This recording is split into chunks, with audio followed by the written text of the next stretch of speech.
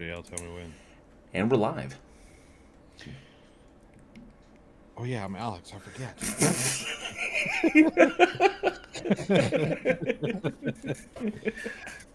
Oh man. Welcome back, horror fans. It's Wednesday, 7 p.m. Central Time, because we're on a globe. And that means it's time for another episode of the Week in Horror podcast. The only podcast that's checked the children lately. Very good. I like that one. Thank you. Thank you for joining our live show. And for all of our podcast listeners, be sure to check us out so you too can interact directly with the show. This week, we're covering select films released in horror history, May 16th through May 22nd. Thank you all so much for joining us. I'm not Alex. I'm actually Johnny O. And with me tonight are JL and Eugene. Good evening, horror fans. What's up, everybody? Can I go by not Alex today? Sure, you can go by not Alex today. I was like, that works for me. Oh man. Yes. Currently, Alex is out. He has a very sick kiddo. As he said in the chat, he's got a super sick kiddo on his hands tonight, and his wife is 8.5 months pregnant, so she's got to take, and she's dealing with the other kids while they take the toddler over to the urgent care. So Johnny is filling in for Alex while he deals with that. We wish her all the best. I hope that she's doing okay. Hope it's just something temporary. Let's see what we have. Let's see who we have in the chat tonight. I see that Tina Jones was first. That's awesome. Thank you so much, Tina. Nice. Thank you, Tina. Always a pleasure to have you. Let me see here. Prime Red is in the house. Good to see you, sir. Ivy Gentry's there. It says, "Okay, I'm here, but not good for much tonight. My only words of wisdom are don't get inebriated enough to watch Cooties because there isn't enough to get messed up. There isn't enough to get messed up enough for that movie. That movie's pretty fucked up. Hilarious. Do what? What did I miss? Cooties. Oh, yes, Yeah, the Elijah Wood, Rainn Wilson, Allison Pill, children eat contaminated chicken nuggets and turn into yeah. It's funny as fuck. It's also really, really disturbing because little kids like eating people and playing with their intestines, and because they don't just turn into zombies, they turn into like psychotic asshole zombies, like just bloodthirsty, just like rip you apart and play with your inside zombies. It's that kind of fucked up. Like those are my favorite kind of kids. Like playing marbles with your eyeballs and shit like that. Shit was like you said, eyeballs there. So many different ways you could have gone with that one. Or playing eyeballs. Like Well, that was the scene. There could have been other things on that playground. No, I know. It's just funny. It's funny. All right, let me see. Alex, I see here he popped in. Jinju. Definitely, our thoughts are with you, Alex. And let's see. Thank you so much, Jinju, for stopping by. And it jumped on me a little bit. V Rencan, good to see you again. And the George who says, he is on time. Yes, and the George. I am on time. You are on time. Thank you so much for popping in. I know that we'll probably have some other people popping in as well a little bit later on. Be sure to smash that like button because it really does help us with the dreaded algorithm. I hate having to do that, but they force me. They force me to do it. And no, Prime Red, I have not been demoted. Why would you think I've been demoted? Why would you be demoted? I have no idea. Yeah. You're the top left corner. Oh, I am in the top left corner. I thought I'm always in the top left corner. I thought you were always in the middle. I thought you liked to be in the middle. I do like to be in the middle of the sandwich. Just call it a JL sandwich. That's damn right. Little bit of turkey. So many bad jokes. A little bit of. I'm the turkey. And a little bit of maybe some white bread, maybe some rye bread. depends upon what I'm feeling. Just a little in the middle. Yeah, just. I didn't know you were Jewish.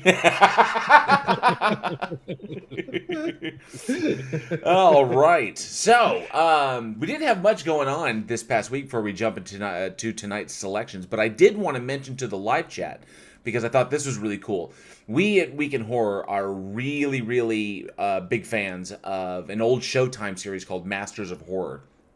And the Masters of Horror series basically it was a cable show, obviously on Showtime, that allowed some of the big names in horror, like John Carpenter, Stuart Gordon, and other individuals to do... Prime Red said, don't I do the... we alternate the intros, Prime Red. Yeah, that's what we do. So yeah, I'm always in the top left, but we alternate intro. So I try to let everybody get a chance to do the intro. So tonight would have been Alex, but Johnny took over. Next week will be me because last week was Eugene. So anyway, Like the a circle do what? with 3 corner, like the triangle. The Sorry. circle of life.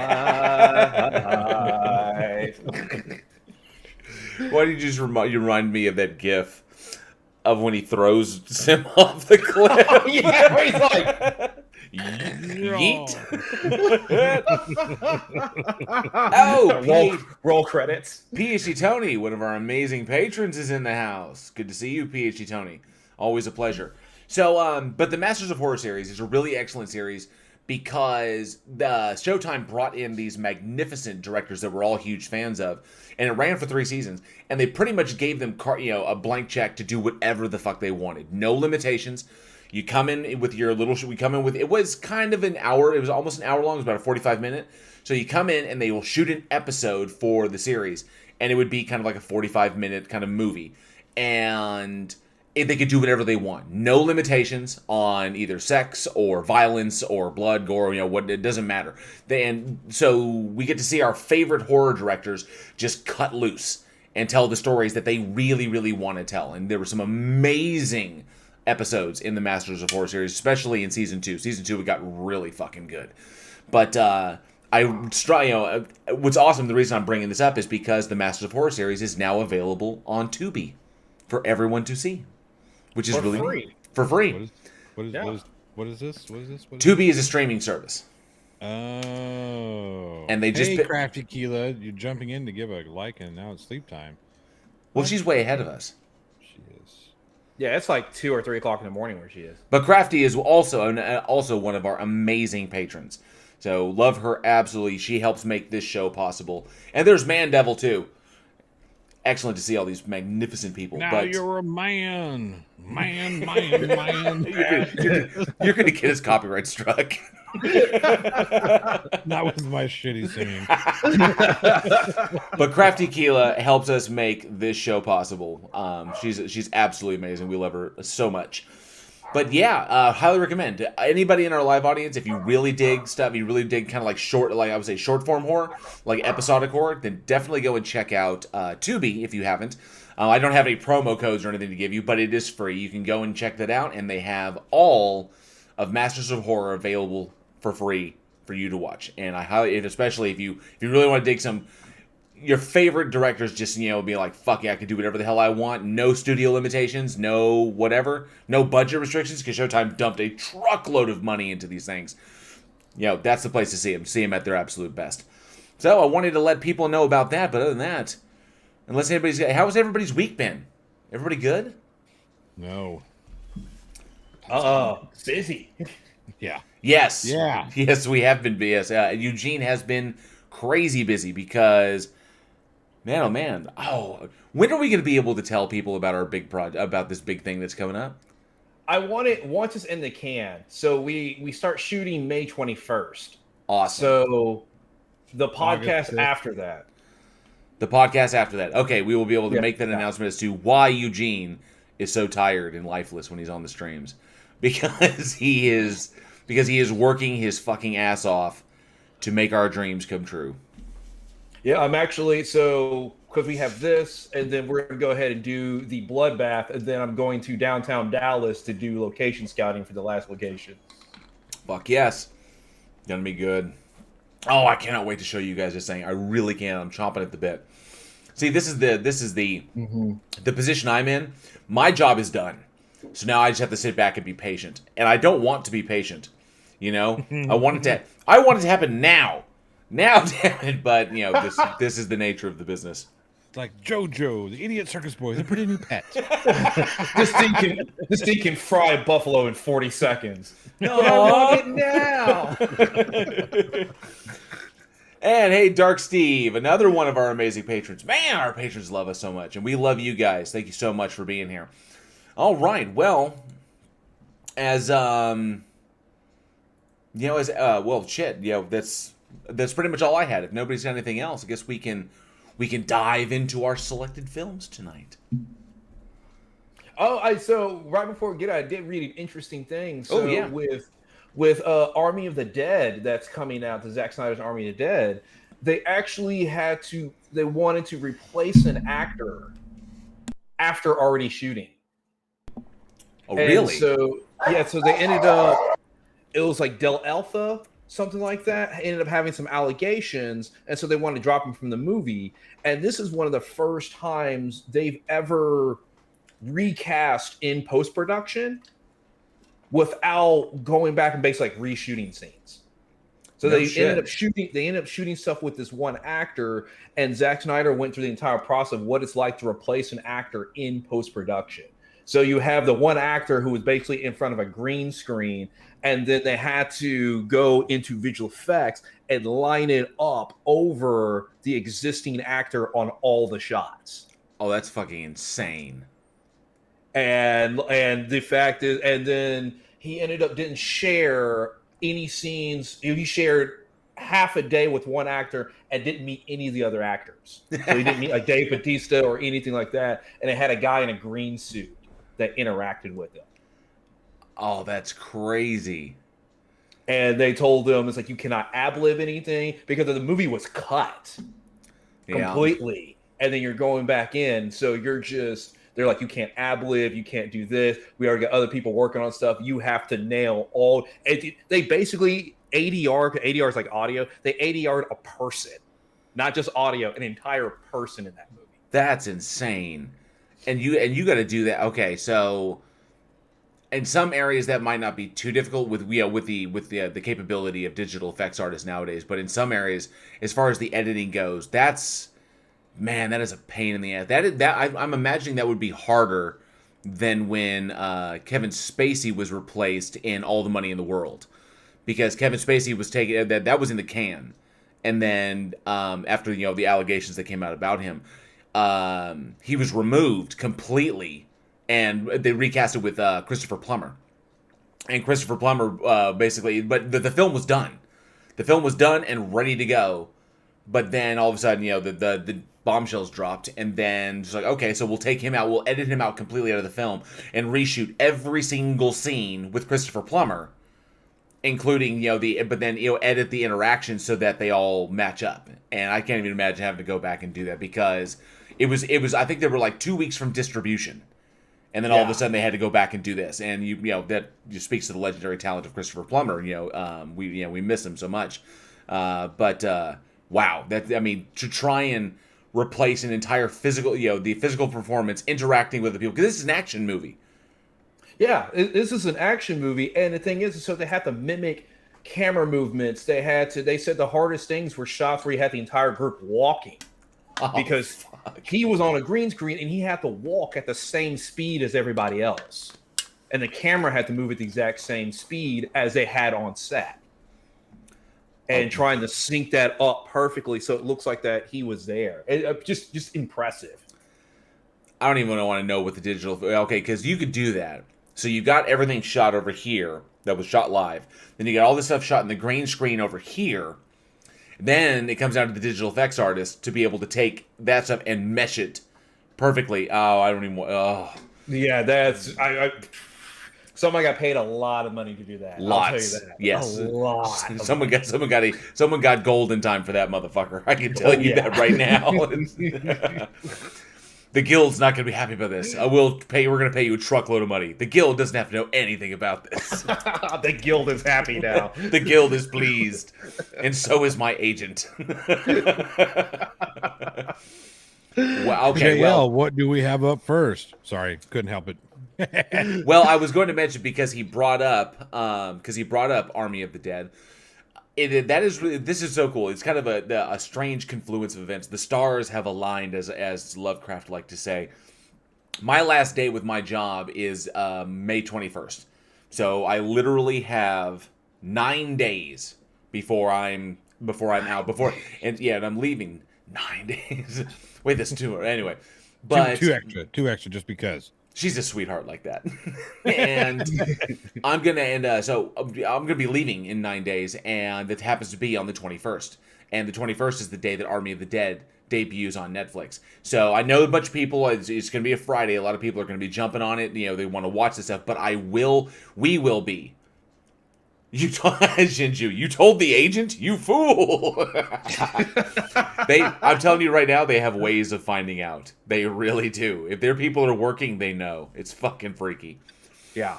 I had an agent one time, and I've had a few agents, but one of the agents that I had, I wasn't with very long because she wasn't doing much work for me. And I was kind of like, well, I'm still going to go and try to find work myself. So, because I don't have to wait for her to send me on things because she wasn't sending me on anything. It was like, fuck this, I want to work. So I started auditioning for things that she wasn't sending me on. I was auditioning for plays, auditioning for, commercials and, various other shit. And I happened to land a gig doing mock trials or mock legal stuff for a law firm. They'll hire actors and they'll run scripts so that their first years can, figure out, be comfortable in the courtroom, and they, there's scripts and everything, and we play characters. There's a little bit of ad lib in there, but we have the gist, but it's basically like a court case. But they hire actors to play all the people involved, and then the lawyers try that shit in front of a legitimate judge. And I took that job because I was like, fuck yeah, I'm taking this job. I'm going to go over here and be an actor. And, I was the bad guy, which is great because I get to be up on the stand and be an asshole, and it was fantastic. I got paid a decent amount of money. And, agents typically get 10%. Well, she didn't find it for me. I did all the work. I went out. I responded to it. I'm the one that did it. And then I got paid. And I was like, sweet. So they paid me cashier's check, and I took the cashier's check to the bank. She found out about it. And then she fucking dropped me because I didn't pay her. And I was like, but you didn't represent me for shit. Yeah, like you didn't do anything. So I was like, fuck it. It was a shame. The only reason I signed with her was because I was trying to help her agency get some credibility, and because it wasn't taking off, and I was classmates with her at film school, so I was like, okay, sure, I'll sign with you, whatever. But nonetheless, that's old news there. But going back to the original subject, I digressed horribly. Army of the Dead will be releasing on the 21st, and we will be streaming that in our Discord, the Week in Horror Discord. I will be streaming that for everybody who wants to come and watch it together as the horror community. And we will watch, and it will be the first time I'm watching. I'm not going to watch it ahead of time. I want this to be the first time I see it. So where I'm going to come home from work, jump on here, and boom, we're going to stream Army of the Dead. Zack Snyder's Army of the Dead in the Week in Horror Discord. I will, take it direct. I will send it directly from Netflix, and we'll all watch it together. It'll be fucking awesome. That'll be so much fun. So much fun. It's going to be great. Yeah, Man Devil says Army of the Dead looks like wonderful garbage. You never know. It could be amazing because Snyder does zombies really good. Prime Red says, sounds like she did you a favor by dropping you. She did do me a favor by dropping me because she's kind of worthless. This is my opinion on that. Man Devil says, why do you think people become agents? So they can get 10% off their talent. And if their talent gets a big paycheck, they get 10% of that paycheck. That's why they do it. And then you have Prime Red. RoboCop was filmed in Dallas, which it was, and he needed to put in some references. Sadly, the factory that was used was torn down to put up the American Airlines Stadium where the Stars play. So the factory no longer exists. The area is completely different now. Because honestly, that factory would be a perfect location for what I'm looking for. I would love to shoot in that factory. It was old and abandoned even at that time when they filmed it. Yeah. But yeah, this American Airlines Center and the Mavericks and Stars play there, and there's a giant high rise there too. Awesome. Ooh, let's see. Charlie Welch popped in. I don't know if he's still here, but Charlie Welch, excellent to see you. With only a man on the internet you never make a bet with.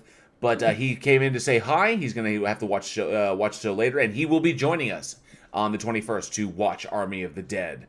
It's going to be absolutely amazing. Yes, Mandela said he meant that in the best way. I love wonderful garbage. Yes, wonderful garbage makes the world go round. Love wonderful garbage. Love it. Fuck yes. We're remaking. No, I'm not going to say. I'm not going to say that. That was gonna be a bad joke. I'm not going to say that. All right, but yes, Johnny did give me the cue. Yes, what do we got? JL, what do we have up first? He's like one of those NPCs you meet in the town, and you just click on him, and he says the same shit over and over again. JL, what do we have up first?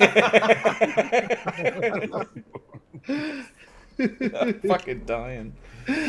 Oh, fucking hell. All right, yes, let's JL. Jump. Nobody clicked on you this time. It was one of those accidental clicks. Oh man, Devil says, "LOL, I got the Welch joke." Ah, he finally got it. There you go. I make that one like every time I see Charlie. I gotta come up with something different. But anyway, yes, jumping into our first movie. So, released. If I pull up my script, it'll be helpful. Released May 16th, 1976.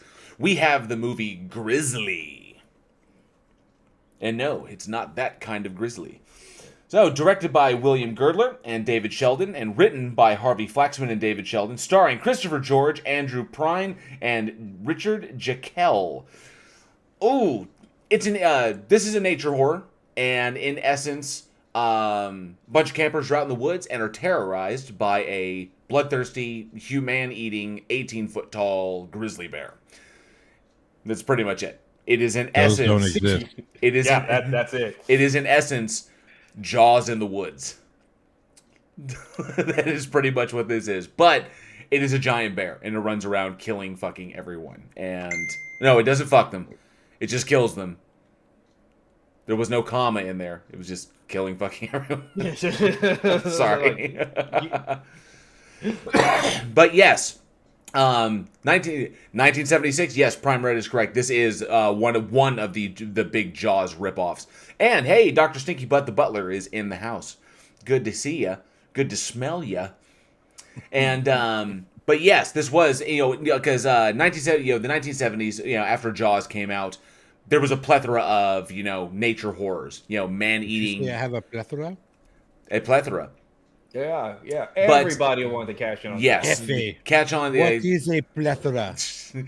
Everyone wanted to cash in on the man-eating animals, or the nature horror, as it were. And this definitely was a fur-coated Jaws. I mean, for the point where it follows like beat per beat, because it starts off.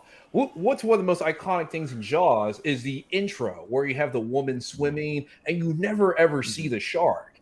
And so she's just swimming and some kind of jerks her, and then she's like thrashed around and she's pulled under, and it's like, boom, it's like, what is that? Oh my God, that's terrifying. She's just out for a swim. It's an iconic intro. Grizzly tried the same thing. It certainly did. But they had two women this time instead of one. So you think like twice the terror. No. Wait, did you say it's twice the terror because there are two women? Yeah. You're a misogynist. Well, and that was Yeah. I didn't mind the concept of. I like the concept of a giant bear. Who People doesn't go like the concept of two chicks at the same time? Absolutely. a dude like me. I figured. I'm sorry. I'll stop. But I really I dig the concept of like man versus nature, and nature kind of rising up and taking on just ripping the shit out of humankind. But I wish it had been a bit more original. I wish it had, because there was another movie that came out around, I think it was maybe a year later. I can't remember the year exactly, but it called Prophecy. Because that was also one, but that was it was a giant mutated bear, mutated by toxic waste. And so that was kind of interesting. The bear was really, really gross and disgusting. It had, but one of my favorite moments when he smashes the kid with in the sleeping bag and the kid explodes is fucking hilarious. But at least with that one, it was a little bit different. It wasn't just, it was man screwing up nature and gave us, we fucked up nature, and then we got, nature lashed back with this giant mutant bear, like, blah, and he had no hair and shit. It was gross. But in this one, it's pretty much just people go out in the woods. There's campers. There's a giant bear. It's killing everyone. They warn the guy who's in charge of the park. They don't want to close the park. And so the bear kills everybody, and then they kill the bear. And it's, in essence, it was almost beat for beat Jaws. I wish it had been a little bit more original, but I will say some of the kills were kind of cool. I think the bear was a little more, I guess, human thinking than I think a bear actually is. But no, that bear strategized. There was some serious tactics going on in the woods that day. But you go left, I'll go right. That motherfucker going right down the middle. And because you see those real nature videos of sharks. People will be in the water, and the shark they'll see no sharks. It'll be just water, and then all of a sudden the shark is there. 'cause sharks just, they're, the way they're colored, the way evolution has selected for them, they can show up out of nowhere. They can sneak up on you, and of course you can't hear shit. So the shark is just on you, either from up below you or nearby. And the fucked up thing was they did the same thing with the bear. Like the 18-foot tall, 2,000-pound animal, just like was fucking ninja. I'm expecting it to fly out of a tree, like just like coming at Drop bear. Oh shit! What's his name from what the hell? Kung Fu Panda. Yes. Yeah. But this fucker was getting the drop on people and mauling them to shit.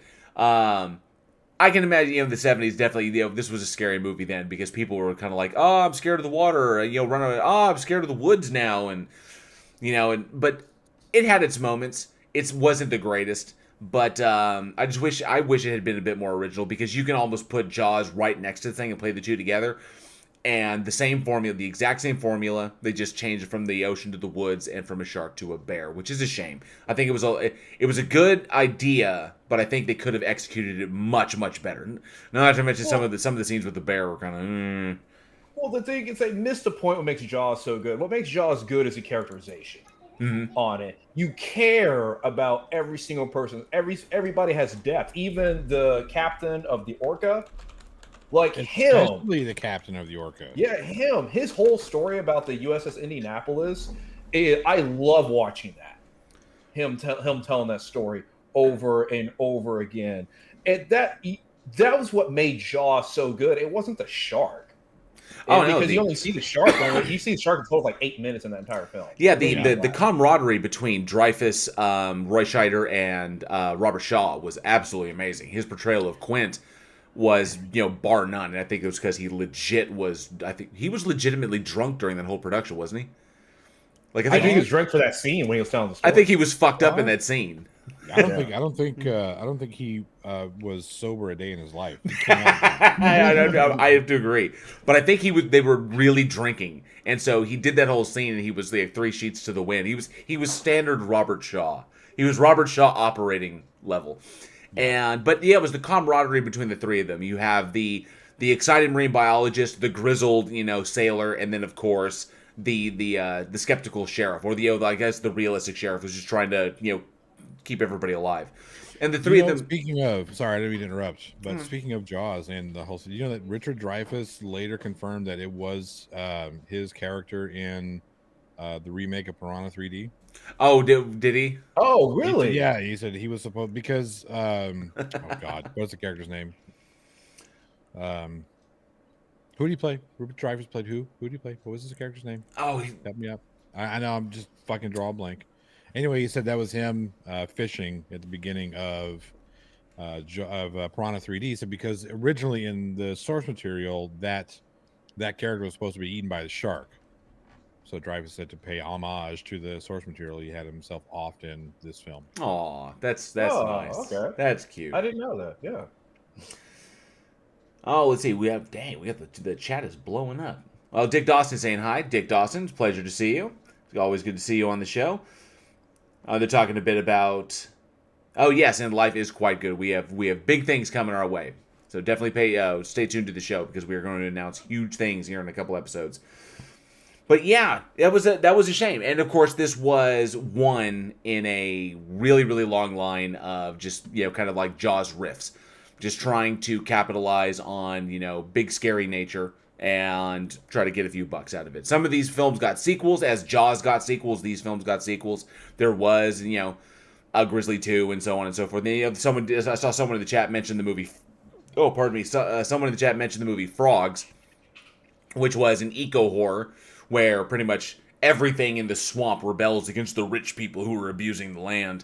And then Sam Elliott is in there to, to do his Sam Elliott. And if you ever want to see a very young Sam Elliott with no shirt on beat the shit out of a crocodile with an oar, you definitely need to go watch that fucking movie.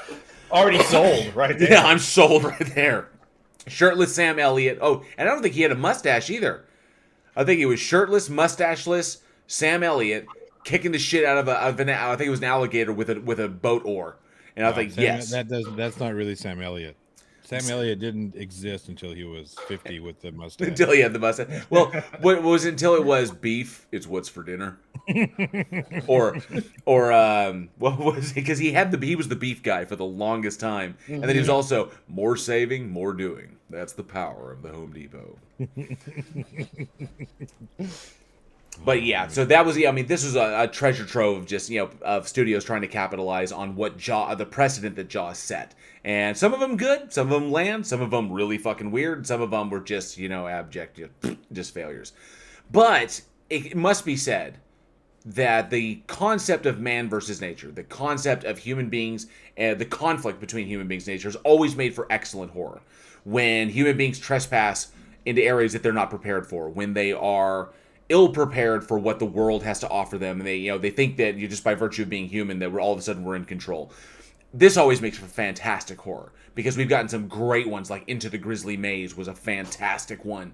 And then there was one with a good friend, Glenn Morshower. Glenn Morshower did a horror film where he played a park ranger who brought basically he ran like a little camp for wayward kids, kind of like to go take them out in the woods and teach them to straighten up and live right. And the ones that choose to continue to misbehave, he feeds them to a local bear. It's fucking hilarious. It's so great.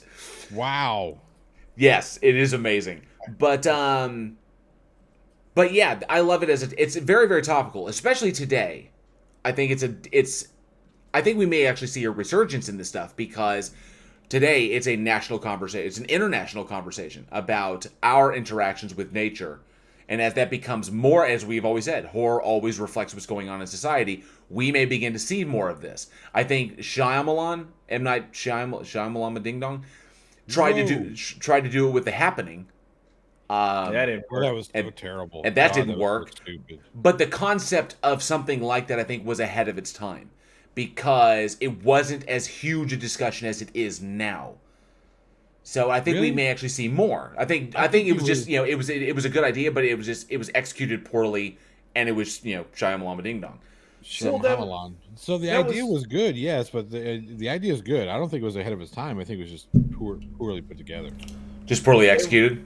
Mark Wahlberg pleading with a plastic plant to stop killing him. Get the fuck out of here. It's just stupid. I'm talking to a plastic plant. Yeah, who says, hey, let's have Mark... No, you don't do that. What? No. Well, the thing is, it's always been an interesting concept, because we're one of the very few species that we don't kind of cohabitate with our environment. We destroy our environment. Mm-hmm. And that's how we've been able to get ahead of other species. We don't run the fastest. We're not the strongest. We don't jump the highest by any means. Nope. Anywhere on this planet. We're the most conniving. That's the reason why we got ahead. Yes, most conniving. We are the most conniving, and we're able to communicate better than a lot of other animals can communicate with each other. So we can strategize and plan and hunt as a pack. And these little things on our hands. Thumbs, so helpful in world domination. Yep. But it's also we consider ourselves that we've mastered nature, we're in charge, and all this other kind of stuff. But nature can come back. Yes, and it's always an interesting thing, because you can take people outside of the city, put them back in nature, and you realize you're not the top dog anymore. And you see that, and someone did mention, we talked about The Ruins a few weeks ago, and a movie that I absolutely love, and that is a similar situation. The concept, and that's what the author, the guy who actually wrote the book and wrote this and adapted the screenplay, was talking about. He wanted to reflect that. He wanted to say that as a result of what humans have done to the world, that there could be these things that crop up in nature as adaptations to us. We become the evolutionary pressure that triggers change, or allows for the selection of change in nature to more readily defend against what we do. And that's what the vines were. The vines were an adaptation to human beings.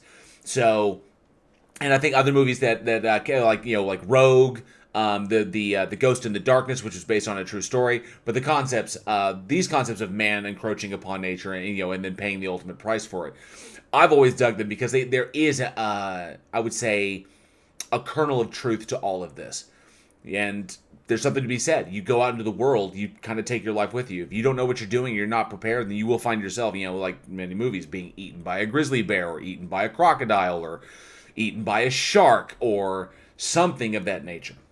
Maybe we should take Kent Hovind because he's not prepared for that. That's topical humor. I'm sorry. I'll stop. No, I won't. But I anticipate more nature style horrors coming along as more indie directors take on projects like that.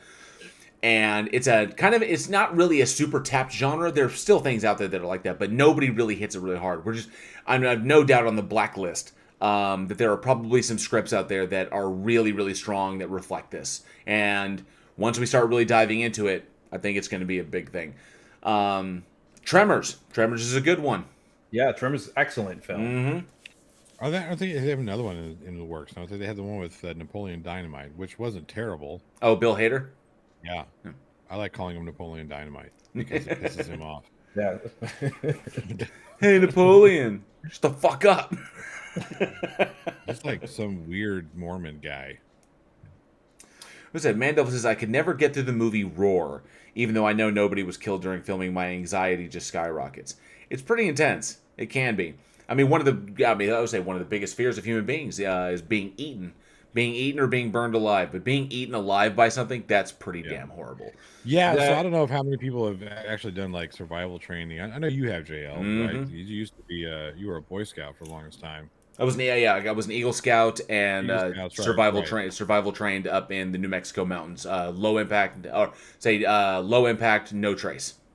Right. So if you ever did anything where they took you to a place where there were going to be bears, they would, make sure that you knew how to identify what type of bear was chasing you, or what type of bear you could run into, and how to deal with those bears. The fucked up thing about grizzly bears is most of the time they're going to nip at you a little bit, but as long as they see that you're not a threat, they don't want anything to do with you because you don't taste good to them. They don't like they don't like human flesh, but they will take a couple of bites out of you. Yeah, we had an incident because I was in Boy Scouts too, and I was over at Philmont doing some training, and it was like around midnight, something like that. One of the staff members was going out for a walk, saw a bear, because there's a lot of bears over in Philmont. Mm-hmm. He saw a bear, and so he ran into one of the canvas tents. And so the bear just blindly stuck his mouth in and bite. Didn't go all the way in the tent, but just stuck his mouth in bite. Well, he bit the foot of another staff member who was asleep at the time in the sleeping bag. So the staff member wakes up, there's a bear on his foot. Ow. And so the bear got spooked, and so everybody screamed, and the bear just ran off. And he ended up he went to the hospital and everything. He was okay and everything. But yeah, had to wake up everybody. They're getting everybody, or running the cabins, and they're like, "There's a bear loose!" and people running around and stuff. And the bear never came back or anything on it. It lost interest. I think the bear is more just curious than anything else. Generally speaking, yeah. When a grizzly bear or a brown bear approaches you, they generally don't. They're there for the easy food, the easy score food, kind of scavenging and whatnot. They don't want anything to do with you. Black bear, on the other hand, those fuckers can be vicious. They will chase you, and they will do more than just bite you to nibble you. They'll try and cut you. Yeah. You see, and it's knowing that because let's see. Some people said the most insulting, dangerous animals are hippos. They crush you to death with their mouth and then spit you out. Yes, and hippos have been used to such effect in several horror films. Typically not as the antagonist, but typically on the way to the antagonist, people encounter hippos. Usually it's lions or crocodiles or some shit. How about bears? Hush. And yes, Prime Red said exactly that. Black bears are worse than grizzlies, and they are. And that was one of the scarier things is because they're because I've been out to Philmont too a couple of times. And yeah, there are black bears out there. There's black bears and there's brown bears. Brown bears really don't give a shit about you, especially the big ones. They really don't care. They're more apt to just avoid your ass. You probably never even see them. But black bears will come after you because they're super aggressive, especially the females. And it was always scary because one, they're smaller than grizzly bears, but they are they're ferocious. And there was a horror movie, and someone mentioned one. let's see. There was a movie called Grizzly with James Marsden and Billy Bob Thornton, and that one was decent. It was about a killer bear. But there was another one called Backcountry, and Backcountry it was a brown bear. It's about a couple that decides to go out into the woods for their anniversary, and they wind up getting lost because they're trying to go back to this place that the husband remembers as a child. They wanted to go back. He wanted to show her like this great view in the woods, and they wind up getting lost because he doesn't bring a damn compass. And they get turned around, wind up in the backcountry, and they have no idea where and they end up getting stalked by a bear, and it's a black bear. And the minute I saw it was a black bear, I was like, these two are fucked. Because if they get wind of something, or they get or they get a hair across their ass, they will stalk you and try until you either escape, until you're actually out of there, or they've killed you. And they'll either kill you and eat you, or they'll just straight kill your ass. And there was the husband does not survive that, and I was imagining like, yeah, that was really horrible because that was the most realistic bear, vicious bear movie I've ever seen. All the other ones have all been grizzly bears because they're so big and they're so scary. Or polar bears, because they're also super big, But black bears, smaller, more dangerous, big time. Yeah. And Shinju says, I don't have to outrun the bear, just whoever's with me. Yeah, exactly. And it says, besides, I can run faster on dry ground than a bear running through shit. You would be fucking surprised, dude. Those bear can move. Those fuckers are fast when they need to be. They are fast, and they can climb. It's a short spurt, but there's a video of a guy who he was riding his bike on a trail and came across a brown bear, and so he's hauling, and that brown bear is chasing him, and he's on a bike, and that bear is going like step for step with him for a while, and he eventually was able to survive, and the bear lost interest. But yeah, I mean, he's hauling and looking back, and that bear's like right behind him. I think it would have been hilarious if the bear just like smacked his tire. There's kind of a gruesome video out there that I saw one time, but just as an idea as to how fast these suckers are, there was a video of a grizzly, not a black bear, but a grizzly that took on a moose.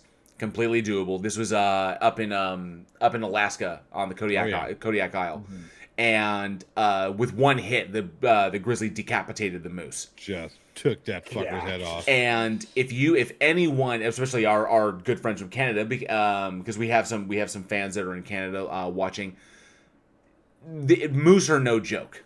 Moose are extremely dangerous. And nobody fucks with them. They're huge. They're fast. I mean, there's you see videos of moose running through like chest deep water, like it's not even there. Moose are strong. They're fast. They're dangerous as shit. They're hard to kill, and they're really aggressive. And then this bear just was like the bear caught the moose, and then pow, one shot, dead. It was just it was absolutely insane. But that just goes to show bears are really, really dangerous. But black bears, those are the scary ones.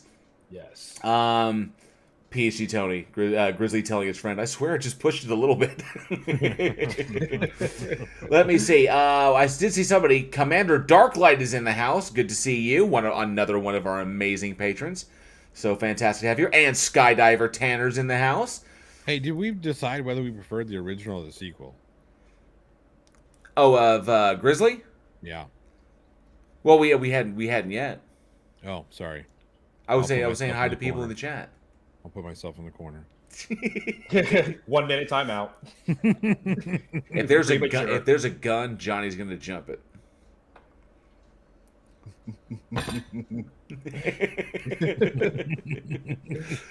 And PhD Tony says there was a case in California of a cougar that was taking bike riders, bike and all. This is true. Cougars will do it. She just wanted to have her fun and then taking them back home.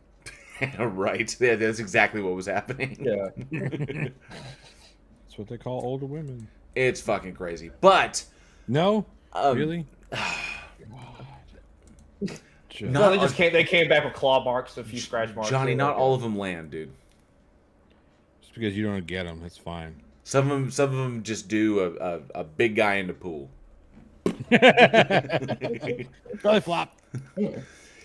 So, but yes, we did mention, and we've talked a bit about bears and nature like that. I think there'll be a resurgence of these kinds of films. We haven't gotten a lot in the past, I would say, decade or so. Hopefully, we'll get some more, and we'll get some really, really solid ones. We've got some shark ones, 47 Meters Down, The Shallows were both really, really good. I really enjoyed The Shallows. I thought that one was fantastic. That's with Blake Lively, right? Yeah, Yeah. and they had some. Yeah. The shark attacks in that were really fucking impressive, because that's something I'm legitimately. I'm afraid of, like, water that I can't see in, or water I can't see the bottom of, because I don't know what's in the water with me. Obviously, so that's just scary to me. I will not go too far from the. I'll go in the water, but I won't go like where I can't touch the bottom and I'm swimming. No, it's not my territory. That's not where I'm meant to be. That's their world now. I am a right? floating Exactly. sausage. That is what I am. Did you guys watch that series of films where they'll take like an expert of whatever and then do a whole bunch of films in that style, whatever that expert is? Like they took a bank robber expert and they looked at a bunch of different films that had bank robberies. And I about? love watching those. Yeah. So there was one where this expert, this nature expert, was talking about this shit too, and he brought out the Shallows. He's like, "Yeah, no, this is bullshit. This wouldn't happen. Look, there's a dead whale carcass. A shark would be eating that thing, not chasing after live prey. Like, don't just fuck. Yeah, Don't just shit all over everything. You can let us enjoy it. This is you have true. to ruin No, it for it won't be that everybody. way. That's stupid. Can't we pretend? No. X-Wings don't make noise in space. They can never fly like that. Go to your room and you think about how stupid you are. It's like, golly, Just got to dude. ruin it for everybody. Yeah. Hey, John Rapp Fuck is in you the too. house. John Rapp is here. Says, "Good day, guys. Please horrify me. I'm bored. We will do our best." But John Rapp lives in Australia, doesn't he? I wouldn't say he lives in Australia. Survives in Australia. Is John? I can't remember if John Rapp is in Australia. Yeah, he's not saying "G'day, guys." for Good nothing. This is true. And Mandevil says, "Open water just annoyed me so much, based on a true story, for the first 5 minutes." Well, that's Yeah. because we only know that they went in the water, and we only know that they never came back. So what happened in the water is artistic license entirely. But we do know they never found them. Yeah, they're out Or there. did they? Well, the sharks found them. That's for damn Yeah. sure. I don't know. Did you go shifting through shark shit? God, what a horrible way to go. Yeah. That would be terrible. Oh, that's why open water freaked me out. It's because, that's ocean. And this wasn't like great white sharks. These were these were black tip reef sharks, and they're very numerous. And when they get going, and that would just be that would be terrifying. Especially I'm in the ocean. That's already a scary situation for me. Then it gets night, and it's pitch fucking black, and there's storms, and you don't know where the waves are taking you. That's just And you're just you're just there in the ocean. To me, being in the ocean is always scary enough already on a boat, let alone like you're just floating there. Yeah. That's how horror films get started. But, however, we did mention that, yes, Grizzly did have a sequel. And Grizzly 2, Revenge. Not The Revenge, just Grizzly 2 Revenge was all it was. There's not much to be said about the sequel. But we would like to know, if you've gotten the opportunity to see both films, let us know which one you preferred. If you prefer the original one or the sequel one, because some people actually do prefer Grizzly 2 over the original one. They thought they went a little bit further with it, which was interesting. If you have not, and you get a chance to watch them later, then feel free. Hit us up in the comments below, or shoot us an email, weekinhorror@gmail.com. We'd like to know what you think. If the original one was better, even though it was a Jaws ripoff, or the sequel was better, which actually expanded on the story a little bit more. We'd love to hear what you think. John Rapp says, really got into the motivation of the bear. We really got some backstory on the bear. Turns out the bear was from a broken family. That really there were a group of hunters that killed its mother, and then its father left because that's what bears do. So, I'm picturing a scene like in the Star Wars holiday special, or instead of the Wookiees talking in Wookiee for 10 minutes, it's like bears. So the bears are just actually, they turned it into an animated feature. It's called Brother Bear. this is what I put up with. Week in, week out. Disney fired their animation department after that one. This is what I deal with. Anyway, John Rapp says, been in Australia for 50 years, born in Wisconsin Rapids, black bear territory. Hell fucking yeah, it is. Yeah. Ivy Gentry says, it could have been mermaids. You don't know it was sharks. I'll hedge my bets, but it's true. It's true. It could have been cannibalistic mermaids that ate them. No, not ate them. Just took them down to under the sea. Prime Red says Grizzly 2 sucked. Way too commercial. The bear really sold out. The bear sold out. He just phoned it in. NA is in the house. Another one of our illustrious Patreons. Fun fact, you have a 0% chance of getting killed by a shark if you never go in the ocean. This is true. But it's never a 0% chance that you won't be killed by a cow. Somebody hasn't seen Sharknado. This is true. That's when they come to you. Peachy Tony says, if you are publicly willing to identify yourself as a loser, which of these two crappy films you did not have the discernment to hate? All right, Tina Jones, you have a great night. She's sneaking off to bed, and I'm sure she'll catch the rest of us later. It was a pleasure having you. All right. Good night, Tina. And I will pass this one, this look back at Grizzly and the mother of all bears, the 18-foot tall grizzly, which is fucking impossible. But is it though? Didn't they find a grizzly in Anchorage that was stupid big? That was like 18 to 20 foot tall. I don't know that big. I mean, polar bears get bigger than Kodiaks, and polar bears get up to about 12. I'm pretty sure they found like some monsters. It's like I can't remember. Just one? Well, I know that the Kodiak. I don't think it's not like your everyday, but I'm pretty sure they found like this monstrous bear, and I think it was in Anchorage. Well, the Kodiak that played this bear in the live shots was a Kodiak bear named Teddy, who was 11 feet tall. Well, yeah, but you're talking about what Johnny's talking about is like just one, because everyone they come in different sizes. They ever want that one gigantic one. That's just kind of the exception to the rule. I'm kind of curious. Giant bear found in Alaska. I want to find out. I could be wrong, but I thought I read a story once where they had this bear and they have him stuffed, and he's part of. I think it's Alaska, but I can't remember. The biggest bear ever. I don't know. Yeah. Let's see. Again, this was a long time ago that I read this, but. Mm-hmm. We're going on. But speaking of, since it's a horror podcast, yes, Eugene, take us on to the next one. We can talk about fucking nature all day, I swear. Yeah. Next on Week in Nature, bears and goldfish. Well, Man Devil now mentions it. Now polar bear. Now it's being found in the wild, and I read about this actually. The polar bears are breeding with grizzly bears. Because their habitats are starting to push together because of the sea ice is not returning like it should. That's just not okay. And they're called growler bears. And it's the biggest bear and an aggressive bear. So now growler bears are actually really, really interesting. They're like a kind of dull shaggy white. So they kind of look like an almost like powdered sugar dusted grizzly bear. It's weird, and they get really fucking big. So, but they're finding them in the wild now because polar bears and grizzly bears are mingling. So yeah, they're learning. Next thing you know, it's gonna be polar bears with fucking machine guns. No. All the machine guns went to the penguins to guard the ice wall. That's right. Sorry. I'll totally ride one of those in battle, though. And Eugene, take us to the next one. We'll talk about bears all day. Speaking of, because this one stars a grizzly man. Oh, God.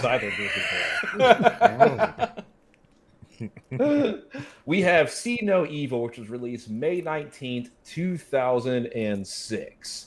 And it is directed by Gregory Dark. And it stars Kane. No last name. Just Kane, the grizzly man. And Christina Vidal and Michael J. Pagan. And basically what it is, you have a couple of petty criminals that are going to clean an abandoned hotel for their community service. And Kane is pissed off that they're in his hotel and shit gets real. Now I gotta make that shirt. Yeah, right. I do. Why is it JL why is it that Eugene was able to pronounce those names so well? I'm assuming he practiced. You gave him an easy one. That's what happened. Oh, did it? Yeah. That was one of the easier ones. At least those names are in English. Oh, just wait till I give you the first Indian horror movie we talk about. Bollywood horror, those are the best. You want me to piss off an entire country? Why do you not have fans in India? Well, because anyway. So yeah, this is WWE's first foray into horror films. Mm-hmm. And I think isn't this like their only foray into horror films? No, they've done some other ones as well. This was Really? the first time. This was the first time that they solo produced a horror film, and they also solo produced See No Evil 2, the return of Jacob Goodnight from this film. But there were other horror films that they were involved with. We showed one. Outside of the WWE, right? Well, meaning. Do what? What? Huh? What? I thought you said something. The Sphincter says what? Oh my god, we get all this editing. Angela's gonna fucking kill me. No, she's gonna kill me. So, but they also did. We showed one in the Discord channel. No One Lives. WWE produced that one, but it was this was the See No Evil was the first one that they solo did themselves. It was the first solo produced WWE film, and it happened to be a horror film because they're the easiest to make. And it starred they're one of their big motherfuckers, Kane, aka or Glenn Jacobs, aka Kane. Or I guess the counterpart to the Undertaker, but yes, wow, this was a bad fucking movie. Yeah, I get the fact that WWE has money, and if you have enough money, you can make anything. But if you're just gonna throw away money, I just throw some my way. That's all I'm saying. You might as well just give it to people. You see, that's what's wild. Okay, that's what I don't get. Now, okay, so See No Evil is, what? Quote, Week in Horror 2021. Thank you, Man Devil, for that quote. What? Oh, damn it, the Grizzly posters are still up. Son of a bitch. Ooh. Poster. There we go. I get involved and I forget to change the posters over. It's my fucking not bad. As easy as you think it is. I know. I'm still getting used to it. I just now I think I've got the intro down where we're all muted and we played the animatic and so. But nonetheless, yes, Mandevil's correct. We'll fix it in post. the audio version. We'll record for 2 hours and then the release episode will be an hour and 15 minutes. So. 45 minutes. 45 minutes total. But that's the thing that gets me. Vince McMahon is a billionaire. WWE, or formerly WWF, is it's a $1 billion enterprise. I mean, it makes ridiculous money. So they've got the money to make a movie. Okay, making your stereotypical slasher is literally pennies in the bucket compared to the money that they have to play with. So they could just, whatever's in his bank account, they could probably shoot an entire feature film on.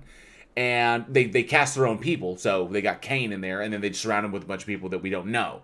Just a bunch of, first-timers that Kane's going to kill. The sequel had a bunch of horror names, and it had Catherine Isabel, had Daniel Lewis, and a number of other people, and Kane again. But this should have been simple. All you needed was a solid script with at least some characterization and a reason to care about these people who are getting smoked and a reason to either sympathize with or understand the bad guy. Even if your bad guy never fucking talks and whatever. Instead, they don't do that and they simply focus on Kane ripping people apart because he's so fucking big. And I think Glenn Jacobs like 6'11". I think is how tall he is. I think he's like 6'11", 350 pounds. He is 7 foot tall. 7 feet tall. So I was off by an inch. And probably, 350 to 400 or whatever. But the big motherfucker, I mean, it should have been scary. And I would think with WWE's money, they could have put this in. I don't know why. I mean, I know why it was a failure. The script fucking sucked and the acting was lame. And the only thing this movie had going for it is the... Well, but was it a failure? Is it on a budget of $8 million? It made 18, so $10 million return. I mean, it more than doubled its budget. That's why they put out a sequel. I mean, it's a shitty film. Don't get me wrong. Yeah, I could say. It made money, and so fine. I will say it was successful in terms of box office. They made money off of it, but there are so many fucking missteps. And the fucking Mortal Kombat style camera does a CG gore Yeah. fucking shit. That's a video game move. And like, I don't expect stellar acting in a lot of horror films, especially slasher, because most of the time you cast no names. Mhm. Most of the time, if you can get adequate acting, that's just fine. It's passable. Whatever. Yeah, as long as you don't sound like you're reading out of a cereal box, we're good. I mean, there are moments in this film where it looks like someone's holding cue cards off camera. They On probably it. are. No, please don't stab me. No. Or they've No, got, no, or they've got, no. or they got earpieces in there being fed their fucking lines because all they are is an attractive looking individual who is it's basically like killing models. They don't know, they don't act. They're models. Yeah, Okay. well, don't you think that's part of the reason why this genre doesn't get the respect it deserves because of shit like this? Well, you see that Because that's films like this muddy the waters when it comes to, because you can have an excellent horror film, right? You could have a Jaws, or you can have, what's another? I was good gonna say Nightmare on creepy Elm film? Street, Nightmare on Elm Street 3, like the Dream Warriors. Sure, but the whole idea that when you take a look at the horror genre as a whole, there's a lot of shit in there. Yes, there is. Now, granted, there's a lot of shit in drama, there's a lot of shit in comedy, there's a lot of shit in action, but it seems like the good stuff, like the good drama stuff, they have stellar casts and really excellent performances. Where the good stuff in the horror genre, every now and again, you'll get one that's got a really good cast and really good performances. But for the most part, specifically when you're talking about, especially like 80s and 80s inspired stuff, they're all just fodder. Like, nobody gives a shit if these people can act. Like, you're here to do one thing: get your head cut off or get stabbed with a fucking spear from 80 yards away or some weird, crazy bullshit. We don't give a fuck if you can act. But it's nice to see films where it's like at least it's passable Right. Yes. on it. I'm not expecting a lot of character development from most of the people. You're right. Like a lot of that stuff. That's the whole trope of slashers on it. Well, I mean, I don't want to see a bunch of fucking cardboard cutouts run around and try to stab each other. Like, I don't get. I couldn't give a shit about any characters in this film. It's like idiots walk into supposedly haunted place. Maniac that's been living there, kills them all in gruesomely violent ways. And I will admit, so some of the kills were kind of creative, but that's all you've got going for it. With someone like Kane, that's someone. Okay, you look at the physicality. Look at what they did with Kane Hodder. Okay, Kane Hodder is a unique specimen. The dude is big. He's got huge fucking arms, and he knows how to work his body. The guy is an emotive genius, and that's why he made Jason so iconic. Like legit brought him into pop culture, made him a terrifying force. I think because he brought that kind of connective tissue between the audience and the Frankenstein that was Jason, and he gave him that humanity, which made him scarier. And that's what I really love Kane Hodder about that. With someone like Kane, a professional wrestler. Okay, 7 feet tall, almost 400 pounds. That is a boatload of not only physicality but ability that you don't want to go to waste. And to have him stomp around the set like he's fucking Frankenstein, like that. So whatever. He has these moments like that, but come on, really, really sell that shit. Go the distance. Use what you've got. That's what that. And someone was mentioning, who is it? Someone said it. I just saw it. Ivy Gentry said it should have been scary. I mean, D. Snyder made Captain Howdy scary for Strangeland. That fucker was scary as shit. Okay, and that wasn't even really a slasher film. Mm-hmm. So but D. Snyder was scary as fuck because that is characterization. Well, it just goes to show that size doesn't necessarily equal fear. Yeah. On that, I don't know. That big fucker's running down the hall at me with a hook hand. I'm not really loving life. Okay. You just take. You just corner. Like, here's just the thing. corner. He doesn't corner well. Right. You get little Chucky doll running at me with the fucking knife. I'm like, what the fuck? I'll just punch this little bitch. That's what I could kick fucking Kane as hard as I can 100 times over, and that motherfucker is still gonna laugh at me while he's taking my guts out with his hook hand. Scary from watching films perspective. Oh, okay. Yes, from the watching, where it's didn't just they try to make him like some sort of? He was supposed to be some sort of like silent killer for at least a little bit. Like, ooh, what's that? How the fuck are you not gonna notice a 7 foot tall, 300-pound asshole? Yeah. Fuck I'm gonna outta try to here. sneak up on them, and people are like the silent 400-pound man is like, no, I don't think so. Get the fuck out of here. It's like, I mean, you watch him walk down the ramp in any WWE episode he was in, and it's like the damn thing is shaking itself. He's so friggin' big and heavy. But I mean, I can see what they were trying to do, but I mean, how do you miss that mark? Okay, sure, I understand you couldn't get a solid script, or you didn't care about the script. You just wanted a script. So a script with an A, B, with an Act 1, Act 2, Act 3. With a potential for a sequel. That's pretty much it. Mm-hmm. Just formulaic horror filmmaking. You can get a script anywhere. You know, horror scripts all over the place. You can get a script and you can change it up a little bit in order to tell the story that you want to tell. But then you turn around and you've got Kane, who arguably, as Johnny said, this could, if you were in this situation, you would be scared. I'd be scared of fucking death. I can't handle a 7 foot tall, 400-pound dude with giant fucking meat hooks and shit, who's like coming out of the walls. I can't handle that. I would be fucking scared. Yet watching the film, I'm not in those shoes. Not scared. I'm not. So why? But I can still watch Friday the 13th Part 7, and I can still get the chills. Like, oh fuck, that would, damn, that's scary. There's still moments that get me in Nightmare on Elm Street in some of those films. There's moments that's like, fuck, that really hits me. It never hit me with See No Evil. How do you have that capability? How do you not turn this 7 foot tall, 400-pound monstrosity, who is just, I mean, killing people and just like, wow, in ways that should have been more wow, but just like, holy fuck. Yeah, I think that's what it is, though, right? I don't think it's about the scare in these modern slashers so much as it's the creative ways you kill people. They're just riffing on that kind of like the Jason and Freddy's like come up with new ways. How can we push the envelope? What can we do? What's the most inventive way? Like, it's kind of what happened with the whole Saw franchise. Started out really amazing with that first film, and then it just like, okay, so now we got to cut somebody in half with the saw, and then instead of having the one that blows up with the mouth out, we'll have the one that goes like this, and it's Iron Maiden and the faces and things, and then we got to. It's like, come on, guys, work on the craft of frightening people. The way you like Terrifier. Yeah, right, exactly. That's important. And so I was just looking into the director. Gregory Dark, just to see maybe some other stuff he's done or anything like that. He comes from a music video background and an adult entertainment background. That explains so much. He's a porno guy. Yeah. So he doesn't. So I'm like just on his Wikipedia page, and I see two little more. Like two films that are non-pornographic. out of like 100, out of like 150. Yeah, the other one's called Little Fish, Strange Pond. And it has Matthew Modine in it. It sounds like a porn. Even with Matthew Modine. That's fucking funny.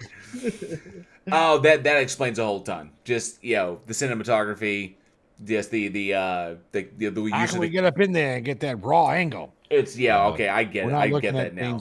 You see, this is so much different. It's so different because at least when they made the money off this one, it justified in the sequel. It was directed by the s2ep sisters, and they put every single damn Daniel Harris was in it, Catherine Isabel, Michael Eklund, just a whole bunch of just, and then of course the s2ep sisters themselves were in it for a little bit. Kaj Erik Erikson, just a bunch of names that are synonymous with horror. So, I mean, that's what you get when I guess, like Johnny said, it made money. So, it had an okay ROI, and so I guess we can make a second one and try to make some more money off of it. Mm-hmm. And so that's kind of what happened. At least with the second one, with the s2ep sisters, they actually appreciate horror. So that's why you're going to get those horror icons, which I mean, if you're only going to do 2 films, period, and you're a professional filmmaker, this is a guy who does not have interest in horror. It was probably, hey, WWE wants to make a movie. We'll branch the movie. Let's get some cheap director who maybe might be a buddy of Vince McMahon or something like that. Yeah, man, I saw this great video on Pornhub last night. Get the director of that one. All right, let's get that. Wait, what? The director of a Pornhub video? Yeah, well, I mean, because the director. Yeah. That's a thing. Oh, it's a thing. That's just the That guy guy with that the presses camera. that presses the red button on his iPhone. Yeah. Well, you know, sometimes you just it's a shame because there was opportunity here. They've got the money to spend, and I'm not saying if you dump a truckload into a movie, you're going to make an amazing film. It's not going to happen. A lot of things have to come together to make something really, really solid. But you don't have to spend a truckload of money to make a great film either. You know, as long as you're selective in your casting, selective, you know, the script that you're going to be working, you know, plan shit out. Like I always say, it's always about planning. Make sure your locations are solid, your equipment is solid, your sound is good, everything is good. And then screen test your fucking actors if you're going to do a movie. Put them together, let them work together. At least have some fucking charisma somewhere. Because Something. this movie was devoid of it. Nothing to attach anything like that. It was just I'm watching idiots win the Darwin Awards. Yeah. Yeah. So, well, let me ask the audience: should this be because there's a one sequel? Is this the end of See No Evil, or should they actually make another one? No one should see it if they do. Fuck. We'll see. WWE still has billions of dollars. They may make a third one. They could, yeah. Not because of that movie. Now it needs to go the way of like Smiley and Chrome Skull and other failed wannabes that wanted to show up and be, you know, the next big slasher and just, you know, And just stupid. fade off. and just fade away. Yeah, Chrome Skull had a chance. It really did. I mean, I thought after the first one, I was like, this could be solid, but you know, they just couldn't pull it off with a sequel. They just really tried to outdo themselves, and they just jumped the fucking shark. And meanwhile, you've got like, you know, dark horses like the Collector, who showed up. You know, it was like not all of them can be that because the Collector's getting a third film coming out, I think, this year. So looking forward to that. But yeah, I think it's done. It should be. I love how Man Devil talked about. Have you ever guys thought about to talk about J.M. Truth's zombie film? I have seen his zombie film. That was a rough 40 minutes. Given that it's not, given that it was a student film, and it was just terrible. It was terrible, but it was a student film. Was it a student film? Yeah, I think it was. He said it was. Maybe it wasn't. Maybe he thought I'm directing a zombie movie. No, he used to be like, oh yeah, you guys need to check out my movie, my zombie movie. It's a masterpiece. Come on. It's not. It's just going to be awesome. It felt like an hour, and I was like 15 minutes into the film. Like I paused it and I was like, oh dear God. Damn, PhD Tony just cruel tonight. Should these people I don't care about make a sequel I won't care about to a movie I've never seen? Way to inspire controversy. Damn. Exactly. Okay, let the hate flow through you. Here's a controversial question for you, PhD Tony. Should the United States of America send 17 ICBMs straight for your ass? Comment below. Comment below. Or shoot us an email. weekinhorror@gmail.com. Man Devil says, call them idiots. That worked for you last time. God damn. There's Chris Durham Music Channel has just popped in and says, JL, sorry I'm late. It's quite all right. You haven't missed much. I was just listening to an agnostic guy have a discussion with Matt Powell. Holy crap, that guy's insane.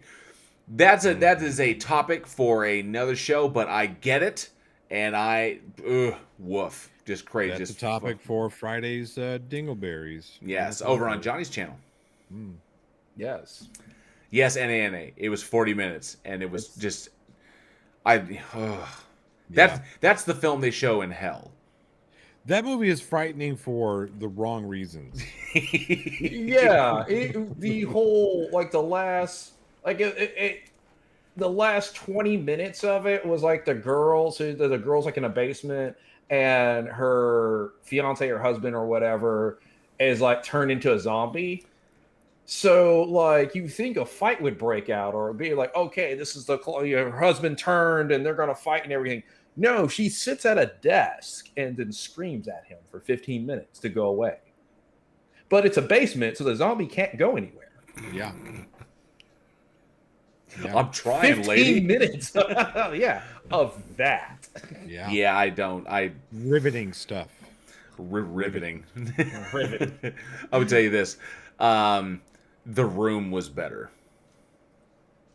Yeah, at least the Tommy Wiseau Room can hold your attention. It's Yeah. bad, but it can hold your attention for an hour and a half. Wait, which one are we talking about? We're not talking about. You're tearing me apart, Lisa. Lisa. Yeah. Yeah, I no, did not not the Brie hit Larson her. one. I did not hit her. I did not. Oh, hi, Mark. Mark. Oh, hi, Mark. Yeah. Supposedly 60 takes for that. Oh my god. Somebody supercut that with what was the other one? Oh, I can't remember. There was a supercut version of that with that. Was it Samurai Cop, and there's another That's one not they put right. together.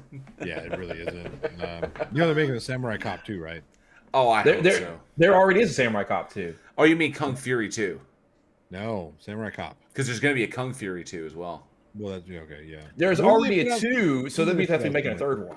maybe. But they had an interview with a guy who played Samurai Cop talking about, I just got out of acting school. Like, what? Wait, you like went inside and then turned around and went back out? Yeah, I went to acting school. You walked into one thinking it was a restaurant? The first one came out in the 80s, and you just now went to acting school? Yeah. Jesus Christ. No, he was talking about that was his first film after he, quote, graduated from acting school. Oh, dear God. Yeah. if I'm the school that he went to, like, no, I have no idea who that fucking guy is. He never went here. I Didn't would go not- here. Didn't go here. Nope. Nope. Oh man. All right. right. Well, not Alex. What do we have Not up Alex. next? Yeah. We've not got, Alex.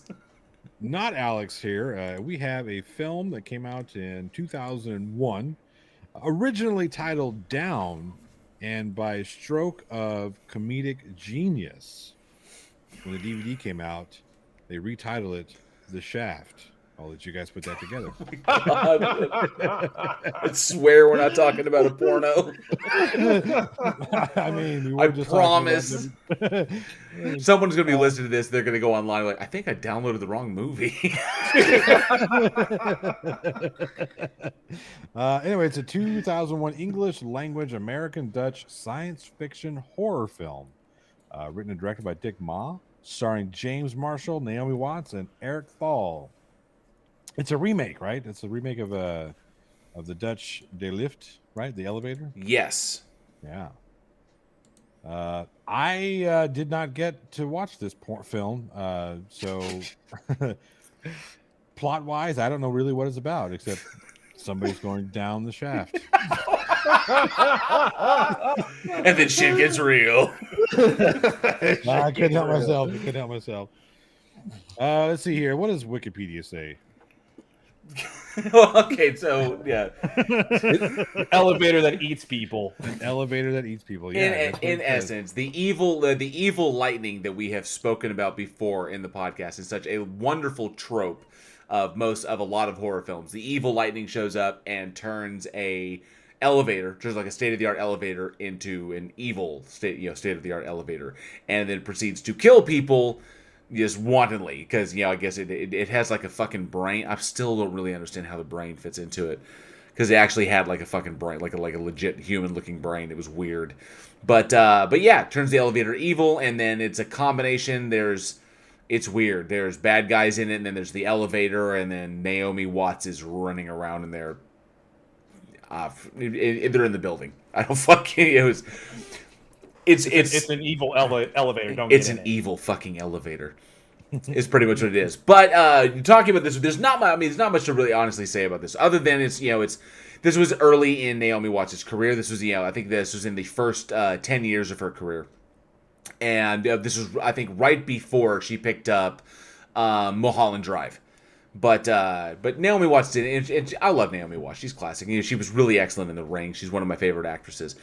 But one thing I wanted to bring this one up is because instead of examining, evil elevators, which we will here in a second, if we really can examine an evil elevator, I wanted to take a look at the trope of the evil lightning. Evil lightning, because the building is struck by lightning and makes the elevator evil for some reason. But we've seen this before. The lightning strikes the mall and makes the new mall security robots evil, and they start killing everybody. The lightning strikes lightning struck Jason, reanimated him, and all of a sudden he's undead and he's unstoppable and unkillable and super strong and shit. The evil lightning trope. Where does it come from? Why is it so amazing? And why do we keep using it? I think it's changed over time. Didn't it Like, start with Frankenstein, right? Yeah, because I was fixing to Evil say lightning, but The unknown aspects of like electricity and yeah, exactly. Because like it gets started in Frankenstein, and at the time, electricity was new. Even though the book came out before electricity, it was still a new concept of it, and so people were getting familiar. People that understand why it worked. You just had this energy that ran through, and it's like, well, this energy could do anything. So I think that's where it gets started. But later on, when you start getting to films like this and Chopping Mall and all these others, it's more of it's no longer unknown. It's more of like the plot device. You need something to scramble the hard drive of these robots. We need something to scramble this. We need it to affect that. And so you basically, you got like a person that is just intentionally malicious to do this, or you have to have an act of nature. And it's just an easy act of nature to use. Oh, let's see. We got it. We did see someone new. Mr. Malort has come into the chat. Thank you so much for joining us, Mr. Malort. Always great to see you. Let's see. PC Tony, the original Do Lift or De Lift did not, or Dutch for the elevator, did not have Rutger Hauer. But it would have been cool because, yes, he was Dutch as well. It probably would have been a better film. Although, crazily enough, it was one of the best grossing films in Dutch cinema history. Which is wild, because this movie, this remake of it, was absolutely not. I don't know how you take something that was excellent there. Maybe it's just, the people of Holland. Maybe they just fucking love that shit. And then Mandevil says, it comes from Short Circuit. It doesn't come from Short Circuit. But interestingly enough, Johnny Five, one of the books he bought was Frankenstein. Frankenstein, yeah. Yeah. And then someone said... In the book of Frankenstein, there was no lightning. That's only in the movies. This is true. I think lightning is just more cinematic, and it's like lightning, and the unbridled electricity of nature, which I think is interesting. And then Prime says, on the other hand, lightning struck Johnny Five and made him alive. This is also true. That was the good lightning. Hey, laser lips. Yeah, good. Your mama was a snowblower. But that was good lightning. That was the rare case of the good lightning that came in, and like the good lightning that helped out Doc Brown in Back to the Future. That's the little lost boy back home. Exactly. Yep. That's the good lightning, and then this is the evil lightning, like in the movie Virus. That was the evil lightning that came from space and made the ship alive. And apparently, and evil as well as I full do of evil notice robots. that lightning is used a lot in horror films. A great deal. Yeah. Or at least storms. Storms altogether. Do you think that's a primal thing? That it just speaks to us at the most primitive level. Try and put yourself back in Cro-Magnon or Neanderthal times, right? And you're out hunting, gathering, and all of a sudden the sky turns dark when it's normally light, and then you see flashes of light, and this gigantic boom happens. Not knowing anything about anything, right? Yeah, I imagine that would be a primal fear. That and snakes. Oh, absolutely. That's why you have so much lore about it, like Thor's hammer or these other cultures that try to explain why that would happen. Zeus and his lightning bolts. So even today in 2021, it still speaks to us on some level. Even though we fully understand what lightning is, we understand where it comes from. We know that it obviously does not turn things evil or good. Unfortunately, this world would be so much more interesting if it did. But yeah, so it still does speak to us on that level, and I think that's kind of funny that Prime Red brings out the fact that we should have noticed that it was also the lightning that took Doc back to 1885. This is true. So the evil lightning sent him back in time. Maybe the lightning is not good or evil; it just is. Mandevil says in Japanese, lightning and thunder is called kaminari, which means the scream of the gods. That's fucking metal. Yeah, that's hauntingly beautiful. That's I'm gonna have to contact my bandmates, tell them we're changing the name of the band. Ivy Gentry says Victorians were terrified of electricity. Well, I can imagine that something new. I mean, in essence, I can imagine when people first saw Tesla coils going off, boom, boom. It's like, yeah, people would be scared to shit of that. You know, it's something brand new. It's brand new technology. We think we've harnessed it. It looks like fucking lightning in a storm. There's no way that the power is too much. And then, you know, man's hubris. But I kind of dig that this old trope. And I mean, this is something so primal. It goes beyond monsters in the dark. This goes beyond vampires and werewolves and ghosts and goblins and the things that go bump into nature, right? Yeah, it takes us back to when we were out there and, you know, looking for shelter because scary shit was in the sky, or, you know, we saw it hit the ground and there were sparks, or it hit a tree and it erupted into flames, and it's like, you know, and it was loud and I couldn't hear anymore. I've actually been out of Philmont one time. We had a storm run up on us, and the thunderclap, the storm was like legit on top of us, and the thunderclap knocked us to the ground. I don't know where the lightning hit, because everything was just like, you know, white for a brief second, and then the thunder hit, you know, immediately after, and knocked her. You guys got hit by a fucking lightning bolt. Well, we didn't know. Nobody got hit. You're describing what a lot of survivors of lightning strikes.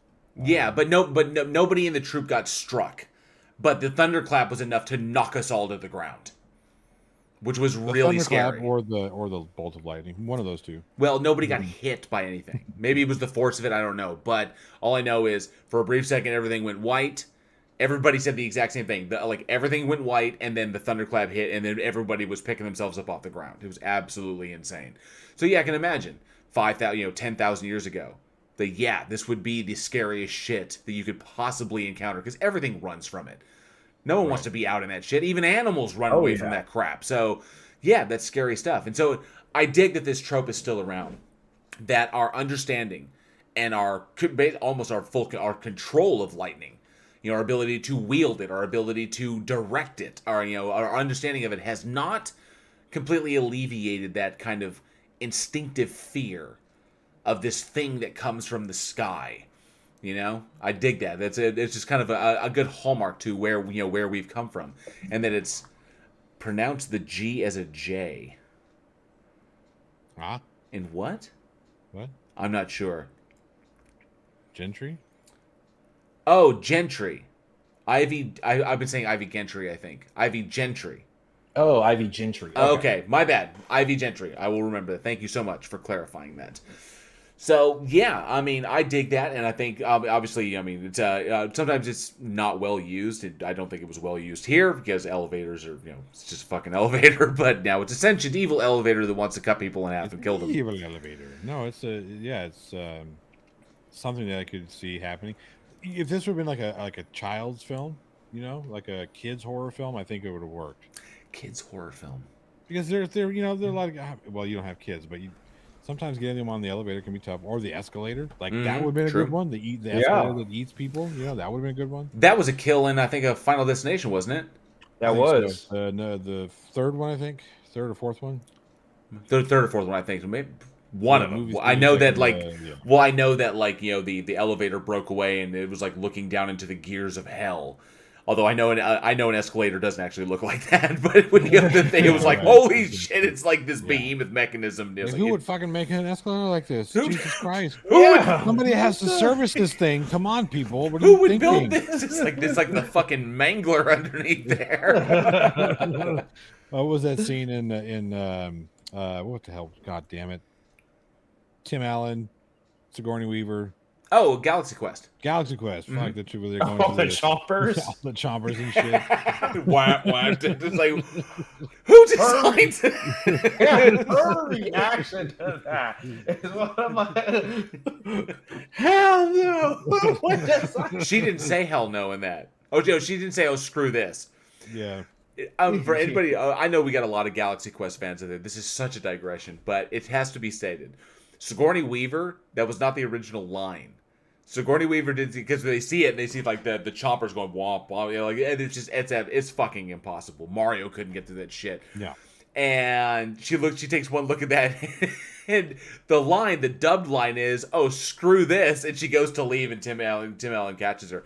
No, you could tell very, very obviously she was like, "Oh, fuck this." Yeah. Shit was Yeah. great.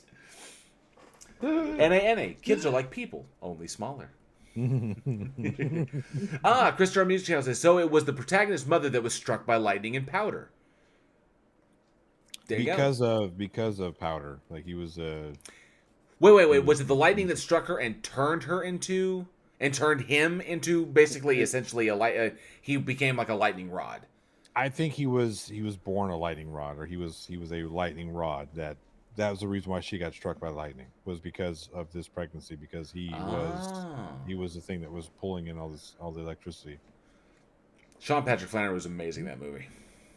I thought he was so good. He was. Absolutely. Yeah, excellent film. So ultimately, and it was correct. This is something that was also a weird dichotomy. Now addressing it, we've addressed the lighting. This is something really, really weird. The concept that the Dutch film is one of the best films ever made in Dutch cinema. People That's sad for Dutch cinema. But people loved it. But the remake was absolute trash. How does that happen? Do you think there are some things that are better left alone? Just some things you really shouldn't do. You shouldn't try. Oh, it's really good in Dutch cinema. Okay. Well, then how come that really good Dutch cinema film isn't doing really good by itself outside of Dutch cinema? Well, it's not in English. All right, let's make it in English. Oh, it sucks. Yeah, because when you get a really good movie and you're like, okay, well, we're gonna remake this really good movie. You are lucky if you get up to the same level as the original film. Right. Like, I mean, and that's just like, hey, really good film already exists, and you're just trying, if you're really lucky, to get here. I mean, very, very few have ever surpassed. There are a couple of exceptions. There are some exceptions. It has happened before, but those are exactly that, the exception to the rule. Typically what ends up happening is you get the original film. So the original film usually comes from a place of passion, somebody who works really hard and like, I wrote this, I want to put this together, I love this film, cast it. It's a passion project. Then a studio buys the IP and they hire a director that it's not a passion project. It's a job. We need to make this money. We need to turn some dollars. Yeah, really. It is just, okay, well, here, this is the original. We got the rights to it. Now just make something to pump out money. And there's just no love. There's no care behind. I think one of the biggest ones was Let the Right One In, where you have the fantastic original French film and then the fucking trash one that came out a couple years later on it. It doesn't have the heart. It doesn't have the feel. It misses on everything that made the original good. Nearly 100 episodes in the can without having to take a pee break. I had to step away. I'm so embarrassed. Why? Use a bottle. Jail. Golly, just fucking Riley that shit. No, absolutely not. I'm kidding. No, what I mean is, we're old. We can't hold our pee as like we used to. Normally, I time it better. I don't like to break off and say, "Oh, I'm just gonna leave in the middle of the show." It's like, but fuck it. I was sitting here going, I gotta get this question out because I really gotta go. You missed my entire rant. In you're gonna have to go back and re-listen to that. I'll wait. Yes, but our audience won't. But I will definitely go back. I'll have to go back and listen to it because we're gonna have to edit. So I'm gonna hear it. I was like, oh my god. I went to the bathroom. I already had gone. I always do before the show. I was like, I gotta just make sure I don't have to get up before we left. What do you want me to? I did. I did. And all of a sudden it hit me. I guess it was the Diet Coke I just finished drinking. I'm not really sure, but it just kind of ran through me. Fisting them all, 2 fists and 2 liters. Yeah, it's gonna run through you a little bit. Fucking jail. Edward, 2 liters. 2 at a time. Edward 40 hands. People don't get 6 packs of cans. Jail gets a case of fucking 2 liters. Oh, well, yes, I had to. Yes, Speaking NA of- is right. Do not pull a Riley. Goddamn right. Yeah, no. Speaking of, what's your favorite scary movie object?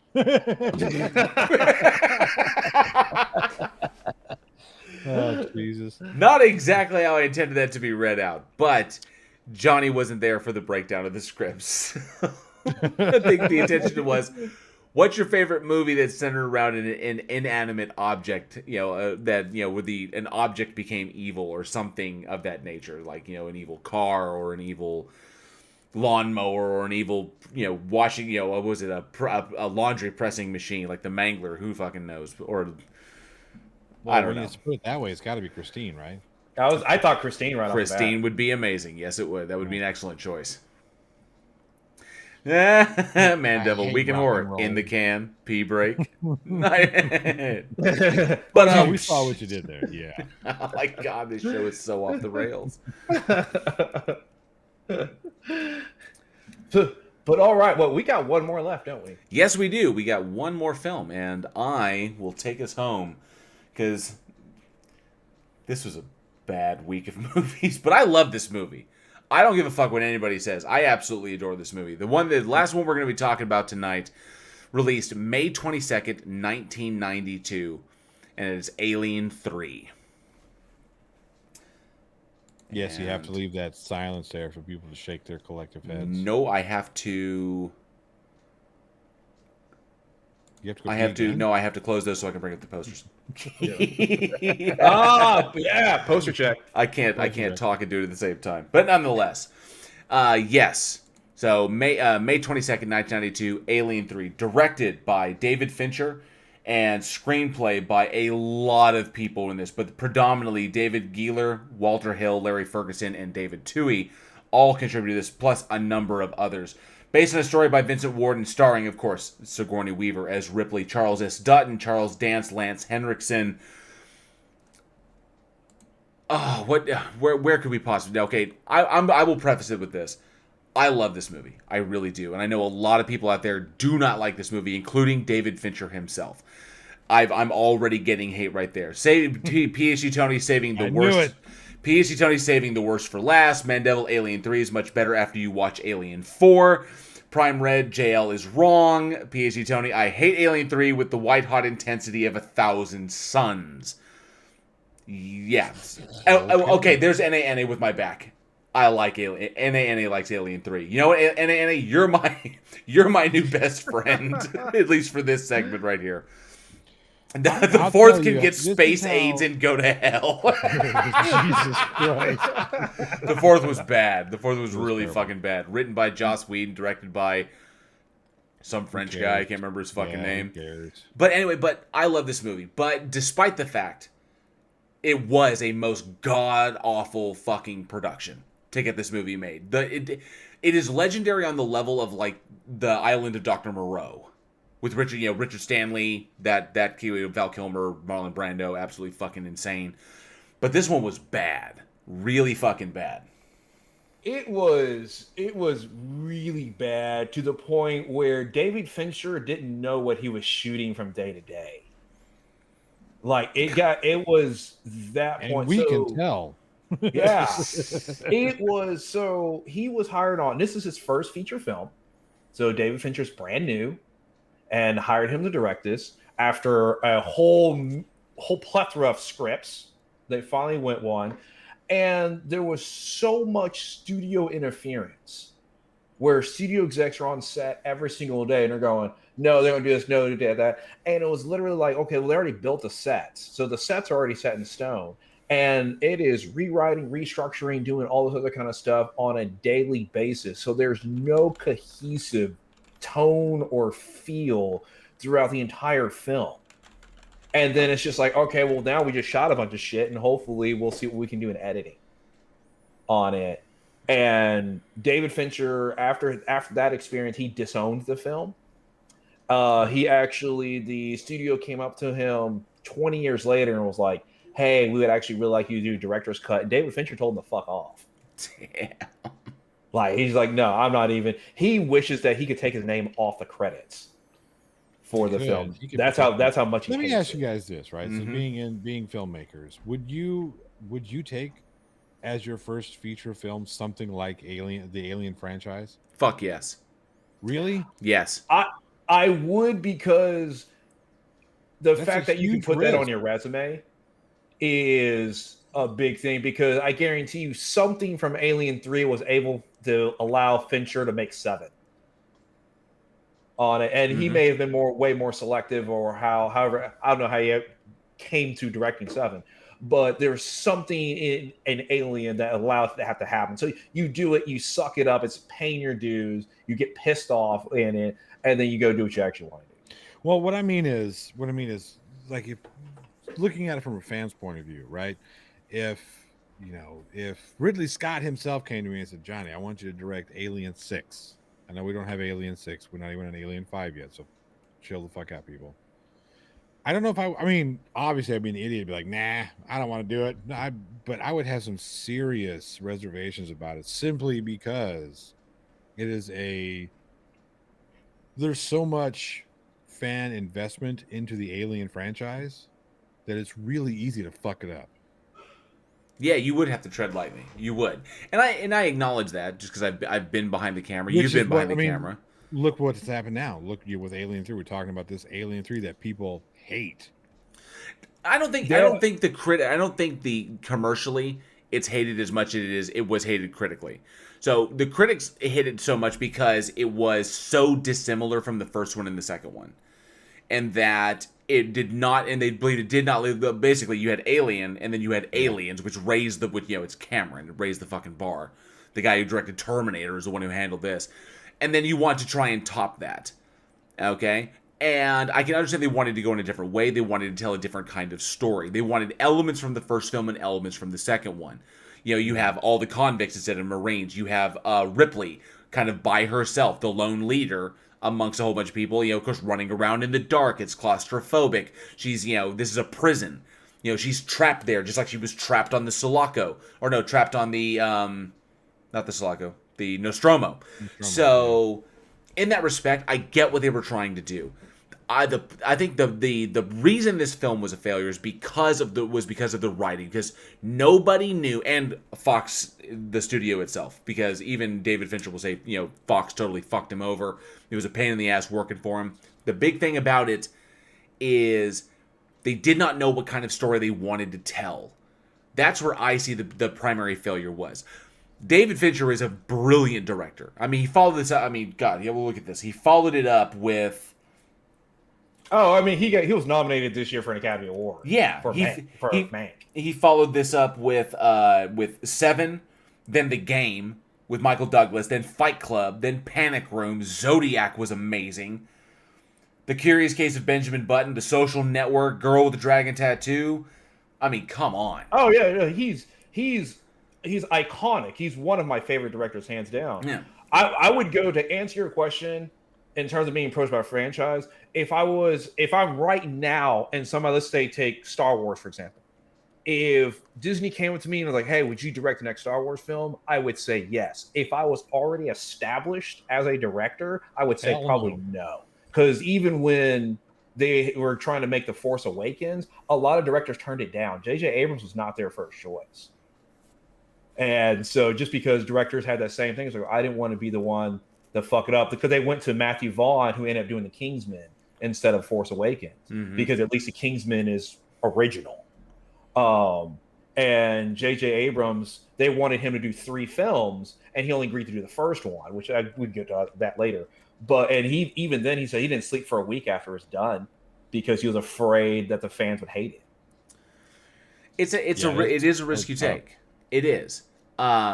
There were complications on the line. That's what shocks. That's one of the reasons. But that ultimately, it's one of the reasons why I love the movie. The fact that David Fincher. I mean, the fault does not lie with David Fincher. David Fincher was directed brilliantly. The fault doesn't lie with it. Someone mentioned, and I agree with him in the chat. The fault doesn't lie with the cast. Sigourney Weaver is amazing. It was really good cast. I mean, yes. Charles and Charles. Charles S. Dutton. Charles Dance. Charles Dance. Yeah. Yeah, those. I mean, and Sigourney Weaver, of course, was a fantastic cast. Everybody in their role played their roles really well. especially when you take in consideration the fact they probably didn't know what the fuck they were supposed to say going into the day's shoot. Yeah, it's just you're right. It's the writing, it's the studio, because right off the bat, how does the film start? The aliens is about them escaping. You have Newt, you have Hicks, them coming, and then you just kill them right off the bat. Like so that. you basically make Aliens, the second one, a mute point. Like, it's just that doesn't matter anyway. It would have been better if they survived, and then if Newt and Hicks or something like that were killed later on in the film. Like, okay, at least you get some more story development and maybe their death can make sense. But it's just like right off the bat, you have the second one. It's so hyped, it's so big, and it's like everything you like about it gone, just straight gone, killed off. Don't even worry about it anymore. And it just it leaves you an empty feeling to start. And just like, what? Okay, Yeah. And it never recovered from that. There were some really good moments, right? So Charles Dance and Sigourney Weaver, when they're having their their heart to heart about whatnot before he gets just whacked. Hey, we have an amazing actor. Let's kill him within the first 30 minutes of the film, because that's good. I wouldn't say it was the first 30 minutes. Well, it was within the first act of the film. I mean, they had time to develop him, and then they had time to develop him. They end up sleeping together, and then he tells his story about how he wound up on the planet and his kind of quest for redemption, and then he gets smoked. That's fitting. I felt that to be quite fitting for an alien film, because that's what this fucking thing is. Remember, we have this depth of character, and how much depth of character do we really get in the previous films? Especially the first film, we got it there with Sigourney and with Ripley and Newt in Aliens. There was the mother-daughter bonding there, but we'd seen Ripley as the badass first officer, as the badass XO, and then we've seen Ripley in the mother figure, in the mother role, but we never seen her in the woman role. Her alone. She was always had a role to play. She was the XO, she was the consultant, she was the mom to Newt, but never in the just herself. There's no responsibility. She's not leading anybody. She's not in a position of authority. She's just on her own in the universe, and I like that aspect, because every time we've seen Ripley, she's been in a position where people need to listen to her, and then either they refuse to and they die, or they listen to her and they survive. Where she is the one with the answer. She's the one with the plan. She's the one who has to take over when everybody else fails. That's what I really, really enjoyed. In this one, it was not so much that environment. You've got an asshole warden with an idiot first and go, right hand man, and then a bunch of fucking convicts who are not going to do what a woman says, unless the situation is that dire. I like that. I like the change of the dynamic. I thought Fincher handled it beautifully. All the actors were magnificent. Everything was great. I loved the set design. The idea of a prison planet, ditched off into fucking space somewhere. That's fucking cool. Think of it like Deep Space Nine. It's still Star Trek, but it's on the station. This is aliens, spacefaring. We're jumping planet to planet. We're on ships. Now we're grounded on a planet. Yeah, and then they went with a literal cartoon alien. Yes, they did utilize CGI in some of the scenes. They stumbled through CGI. It was terrible. That was the worst part about this whole thing. Well, they didn't max it, but there was still a lot of puppetry in this. But the problem is when they use the CG, it was so piss poorly done that it completely it was more comedic to me, seeing that little cartoon thing where I was like, hey, there goes fucking Tom and Jerry. Fuck off. This is not frightening. This is a cartoon. It's not even a scary cartoon. Yeah, it just it was cool. The dog alien was a cool concept. It moved like a dog. That was kind of cool. But I have to agree in terms of execution on it. I think the issue is the alien's mysterious in the first one because we don't know what it is. Right. Mm-hmm. Well, then you get the second one and you get exposed to so much of the aliens. It's no longer mysterious. So it's from here on out as an audience, the alien, the xenomorph, can never be mysterious again because we already know so much about it. Mm-hmm. So trying to be mysterious again, it doesn't hit right. Yeah, unless they change the form of the alien, right? Because now it's a dog. That's when I guess they really started getting into the mythos of the symbiotic relationship between host and parasite with the alien, right? Because before it had always been human, whatever, no big deal. Now, it's coming out of a dog, so why does it look different? Which is again a really cool concept. Yeah. It was just poorly executed. We agreed. Peachy Tony, as a friendly piece of advice to me, you're just digging yourself deeper. I will dig myself a hole in this one. Now, yes, there were problems with the film. I think, and I agree with. I think it was Cameron. It was James Cameron who or I guess voiced the sentiment that killing off Hicks and Newt, especially fridging them off, in between films, like fridging them off screen, that was some bullshit. Yeah. That was a slap in the face to the fans. That was a slap in the face to the characters. That was a slap in the face to all the work that Michael Bain and Carrie Henn put in to make those characters so rich and make them so beloved in pop culture. That's not a Fincher decision. That's a studio decision. They're the ones that finalized the script. There was something with Michael Bain. Either he didn't want to do it, or the studio didn't want to pay him to do it, or there was that's the reason why they went off him, because they couldn't come to terms on a contract for the film. Yeah, but they wanted him back, and he wanted to be back. They just couldn't figure out the numbers. Which sucks, because that's a moment when you pay him whatever he needs. You pay him what he needs. I don't think he was asking for any exorbitant amount of money either. I don't think it was that. It was less than what they paid Charles S. Dutton. Yeah. But for some reason, they wanted him back, but they didn't want him back that bad. See, and that I disagree with. That really pissed me off. That was one thing that really aggravated me. But I love how Sigourney Weaver handled it, how Ripley handles it, how she portrayed that. This loss that was beyond the realm of her control. She's still subject to the whims of a cruel universe, and just the dark nature of the story. And it sets up the dark nature of the storyline of a bunch of convicts finding God at the ass end of space, and then all of a sudden this thing drops in there and starts killing them all, just pitilessly. There was aspects of the movie that I absolutely love, and I will defend to the end. There's things that I seriously disagree with, just because of studio interference from Fox or the problems with the writers. Now, when I mentioned the issues with the writers on this one, it has to be said that there was the William Gibson script, there was the William Gibson script, there was the Eric Red script, there was the David Twohy script, there was the Vincent Ward one, Walter Hill, David Gieler. I mean, this thing went through so many hands, and then people, took from this, moved this around, changed this, altered this. It was a Frankenstein by the time they got to it, with all of these different voices in there to try and make a coherent story. And then there were changes along the way because Fox didn't want this, or Fox didn't like that, or the dailies were sent off and said this was crap, this has to change.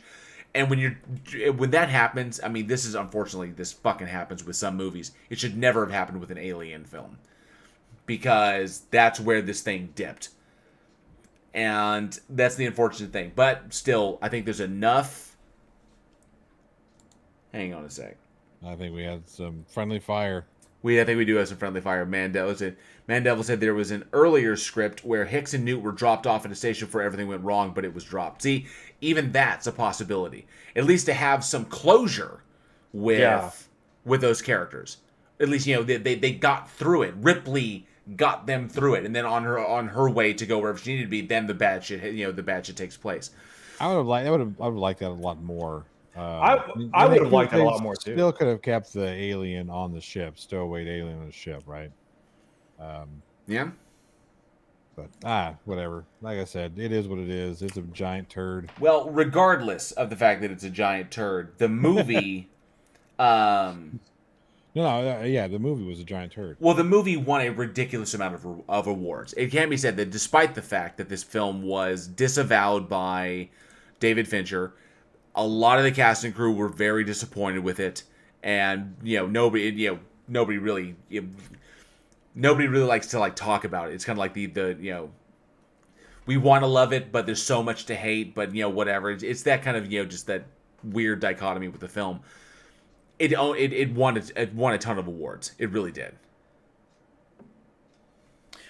I mean, I get the fact, but I think a lot of those words come from the fact that it's just part of the Alien franchise. That it's one of those.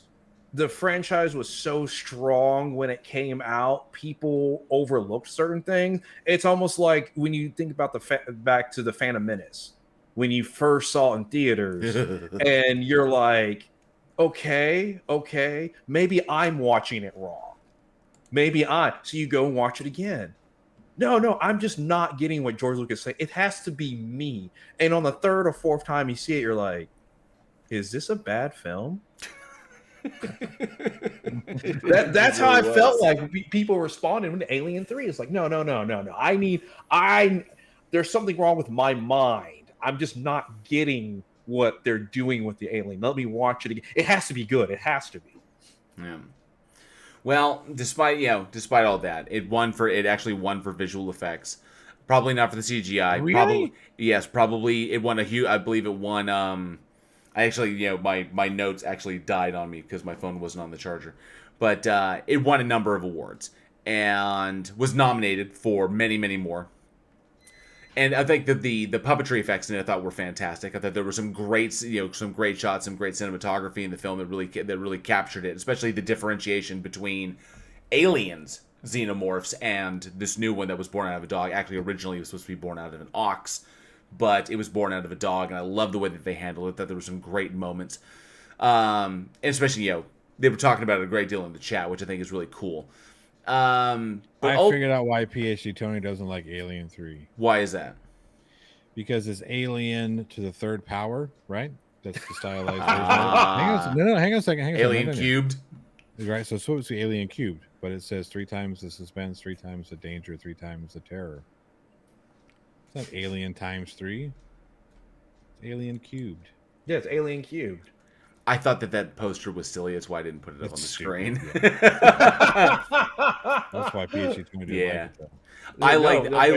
I love this film for its artistic style, for its cinematography, for what David Fincher brought to the franchise, the new characterization of Ripley, the fantastic chemistry between her and the other actors. I thought the entire ensemble was fantastic.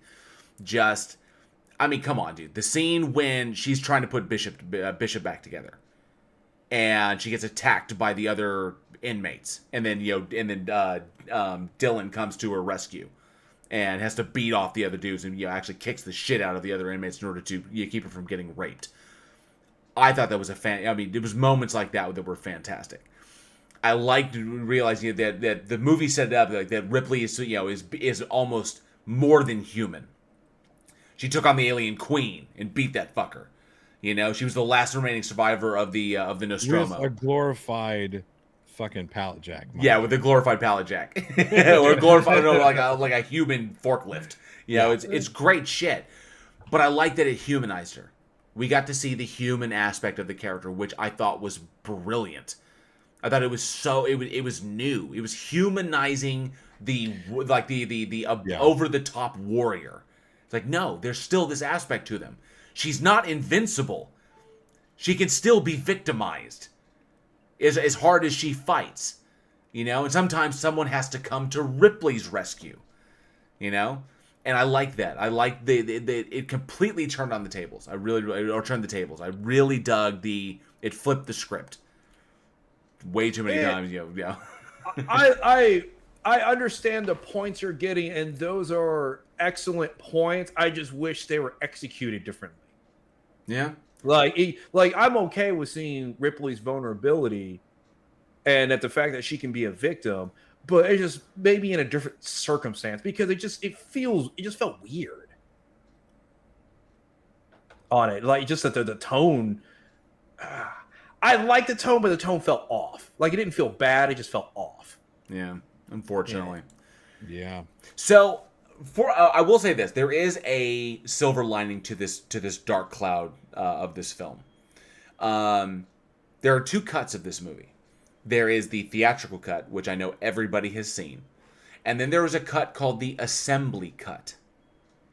And some people I know the more regular, or the more regular fans, or the more more mainstream fans, not the hardcore fans. The more mainstream fans might not be aware that the assembly cut is actually more in line with David Fincher's vision for the film. It actually restores up to, I think, close to 30 minutes of footage to the movie and tweaks the editing so it's more in line with what David Fincher originally intended.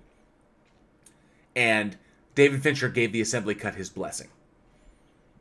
Said this because it was his vision. This is what he intended. Now, I don't own a copy of the assembly cut, unfortunately. It's actually kind of difficult to find now because the movie was supposed to be, we wanted to love it, so everybody snapped up a copy, and copies online are rather expensive. I do want to show the assembly cut in our Week in Horror Discord. I really, really do, because I think That would be awesome. Because I think everybody needs to be able to see this movie in a new light, with the editing that was supposed to be there, with David Fincher's vision fully behind it, and what was intended to be done with this beloved franchise. You know, and I think I would like to give our audience the opportunity to watch that with me. I think it would be really, really cool to see what was intended. But I wanted to ask, some people like me, I still love the movie itself. Assembly cut or not, I still love the movie. So what I wanted to ask was, do you think the assembly cut, what are people's opinions out there? Do you think the assembly cut actually could make the film better? I've heard it was. I've heard that it is. I've heard David Fincher gave his blessing to this release. Said, oh, they're doing this? Absolutely. This is what the intention is. And David Fincher was like, go for it. You got it. Do it. Restore my vision. Just because this is said, it doesn't necessarily make the film better. It doesn't necessarily make the film, it could make the film worse. Who knows? What do you guys think? I don't know how many people out there have possibly seen it. Maybe none of you have seen it. But do you think a fresh cut could make this movie better? Or is it simply, in your opinion, too bad to salvage? I would really like to know. And hopefully we'll find out together. Yeah, because I don't think I've seen the assembly cut. So I'm obviously I'd be down to watch it on it. But I don't know. I genuinely don't know. I'm curious. What about you, Johnny? I think I've seen the assembly cut, I want to say once, so I don't really remember it. But I don't have fond memories of Alien 3. I just think it's a shit film altogether. I think there's a lot of things that were wasted. Again, Charles Dutton and Charles Dance, the performances were wasted in this film with just bad storytelling. I don't know if you could put out a quote David Fincher cut and I would be like, oh yeah, this is so much better. I don't know. Might wind up like the Zack Snyder Justice League cut. Right, exactly. Instead of 2.5 hours of shit, it was 4 hours of shit. 4 hours of shit, right? Yeah. Exactly. Yeah. So you watch a total of 6 hours of shit. 6 hours of shit. I'm like, God damn it! Now I'm covered in shit.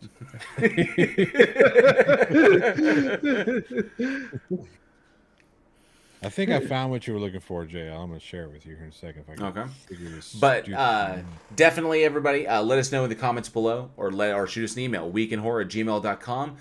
Do you think the assembly cut, even if you haven't seen it, do you think it could do this film better? Do you think there could be a better cut of this movie? Or is Alien 3 simply, in your opinion, too bad to salvage? That it simply cannot be saved from all the atrocious things that went wrong with this film?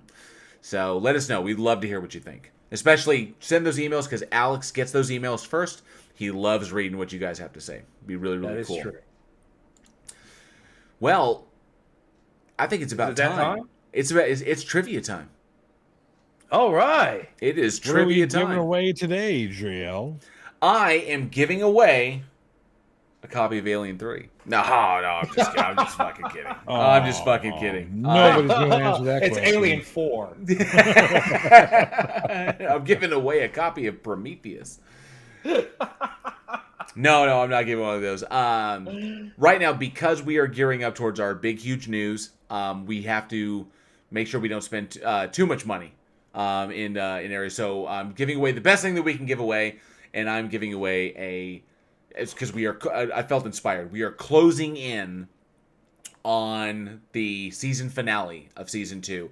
So I'm going to give away a season 2 Week in Horror t-shirt, an official Week in Horror season 2 shirt to the winner of this trivia contest, because, I mean, come on, this is episode 34.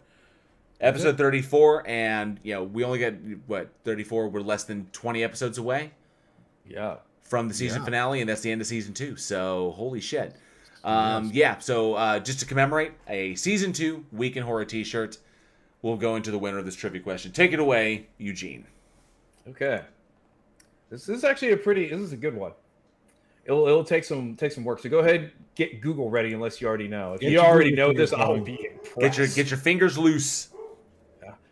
The question is, what legendary film actor made his film debut in a cameo role in Grizzly 2 Revenge? So repeat the question. What legendary film actor made his film debut in a cameo role in Grizzly 2 Revenge? I'm very curious to see how long it takes someone to get this. It is the first person to comment in the chat will win the prize. Mm-hmm.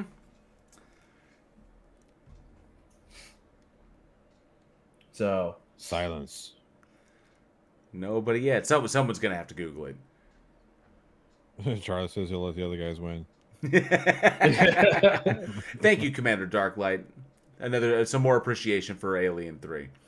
Let me see. Not Gary Busey. Oh, that would have been awesome. That would have been. No, that would have been. His name is not Gary Busey. His name is $60,000 of washed up cocaine. Oh, that's brutal. That's brutal. Chris Durham Music Channel says tonight's pre-answered trivia question. Sarcasm. Oh, Ding, ding, ding, ding, We ding, got ding, it. ding. Sarcasm got it. It was George Clooney. George Clooney had an uncredited cameo role in Grizzly 2 Revenge. In a scene that Neil Breen? What the fuck? I fucking love Neil Breen. I do like, though, who has said, Chris Durham Music Channel said, tonight's pre-answered trivia question answer is Francis Bouvier. So, yes, the answer was George Clooney. And this because you look at the career that the man's gone to, the man is legendary. So, George Clooney actually shared the scene with a young Laura Dern. And they had a little kind of noodling session before the bear shows up. And it was funny because her father, Bruce Dern, actually didn't want her to take this movie because he was afraid that having this as a first big, on-screen moment, that the rest of her career would be sexualized. And it didn't happen. Laura Dern is an amazingly talented actress. But she and George Clooney got to get it on in Grizzly 2 Revenge, and that movie also had an uncredited role for Charlie Sheen as well. Charlie Sheen was in that movie. I just consider, when I say legendary, I think George Clooney, not Charlie Sheen. You don't think Tiger Blood is legendary? I think he's legendary in his own mind. He's No, always shit. winning, though. He's Yeah, always winning. I'd say George Clooney is a bit more legendary than Charlie Sheen. Why? Because he was insane elsewhere? For a number of reasons. Look at it. Look at JL. He does not know how to compute. I fucking hate you. So yes, congratulations to Sarcasm, whose Google foo is strong. We will be sending you a Week in Horror Season 2 T-shirt as for winning tonight's trivia question. Fucking hell, I cannot talk. Blah, I'm tripping over my own tongue. Oh, and look at that, Sean 137. Sean 137 jumped in. He commented, but unfortunately did not win. But thank you for stopping by, Sean 137, right there towards the end. Really appreciate it. And Catnip Entertainment also popped in. Hello. Nice. Just in time for the end of it. Yeah. Laura Dern has the sexiest looking at a dinosaur face in film history. She does. That's just, true story. True story. True story, bro. Absolutely. That's why she was cast. Oh, well. Big goodness. goofy glasses. That's another one. And Sarcasm. Sarcasm's won before. I think he's won something before. I don't know if I have Sarcasm. Well, let me see. I think I have Sarcasm's shipping details. I want to double check because I don't want him to send them to me again. Where's my notes? Week in Horror notes. Sarcasm. Is he a previous winner? I think he's a previous winner. No. Wait. Well, just go ahead and just have them send Okay, information. yeah. Yeah, Sarcasms. yeah. Go ahead and shoot us your shipping details. weekinhorror@gmail.com, or you can hit me up on Discord directly. Just shoot them to me wherever you prefer, and we'll get those shipped out to you ASAP. Cool. Awesome. Thank you again. No way George Clooney banged 7-gram rocks. I'd agree. Probably. Oh, what am I doing? What are we doing? I never know what we're doing anymore. Well, It's that time, isn't it? We have to go away. That's that time. That time, closing plugs. Mm-hmm. And I guess Alex should read those closing plugs out. Oh, wait a minute. All right. Well, unfortunately, that brings us another episode of Week in Horror to a close. Thank you all so much for listening, and we truly hope you enjoyed the show. Join us next week when director McClan Lindquist joins us as we discuss The Shining, Bug, Dead and Buried, and Drag Me to Hell. We'd like to send a special shout out to all of our incredible patrons who have helped us make the show the success it has become. Alien X Gaming, Joe Knowles, Dark Steve, Sarcasm, Anthony, Dr. PhD, Tony, Mike Barrett, NANA, Alexis S., The Friendly Antonalist, Jeff Roberts, Commander Darklight, Crafty Keela, Galvar, The Hand of Zod, Jessica G., Kyrie, and Jose Oladle. Visit us at weekinhorror.net, where you can find links to all of our episodes, our bios, our merch store at Teespring, and of course, enter your email for a permanent entry to win a mystery horror shirt every month, courtesy of $6shirts.com. There's an I that says edited, so I don't have to fix this. For more horror entertainment, be sure to check us out on Facebook, Twitter, and Instagram. Followers get our daily splatter, a bit of horror info into every day, right into your feed. You never know what new horrors you may discover. Subscribe to our channel and smash that bell like a zombie head for all the latest from our show. We really hope you enjoyed the new live format, and we'd love to get your feedback. Be sure to leave us a comment below, as the interactions really help us with the dreaded algorithm. It's like that movie. And lastly, if you truly love what we do here and you would like to and are able to support our production, you can do so through our Patreon. We have subscriber tiers as low as $1, bonus and exclusive content and horror films every month for our highest tiers. However, if you prefer, you can support the show through our PayPal as well. Links to everything, including our Discord community, where you can find film recommendations, trailers, trivia games, horror watch parties, and even interact directly with us, are in the description below. And while the country is finally beginning to recover from recent events, we know that things are still pretty tight for many people. As always, simply commenting, liking, and sharing this show with friends in your local horror community is the absolute best way to help us continue to grow. We appreciate each and every one of you for being the greatest audience a podcast could have. I'm Johnny O, also known as Not Alex. I'm JL. And I'm Eugene. We'll see you next week, and as always, stay scared.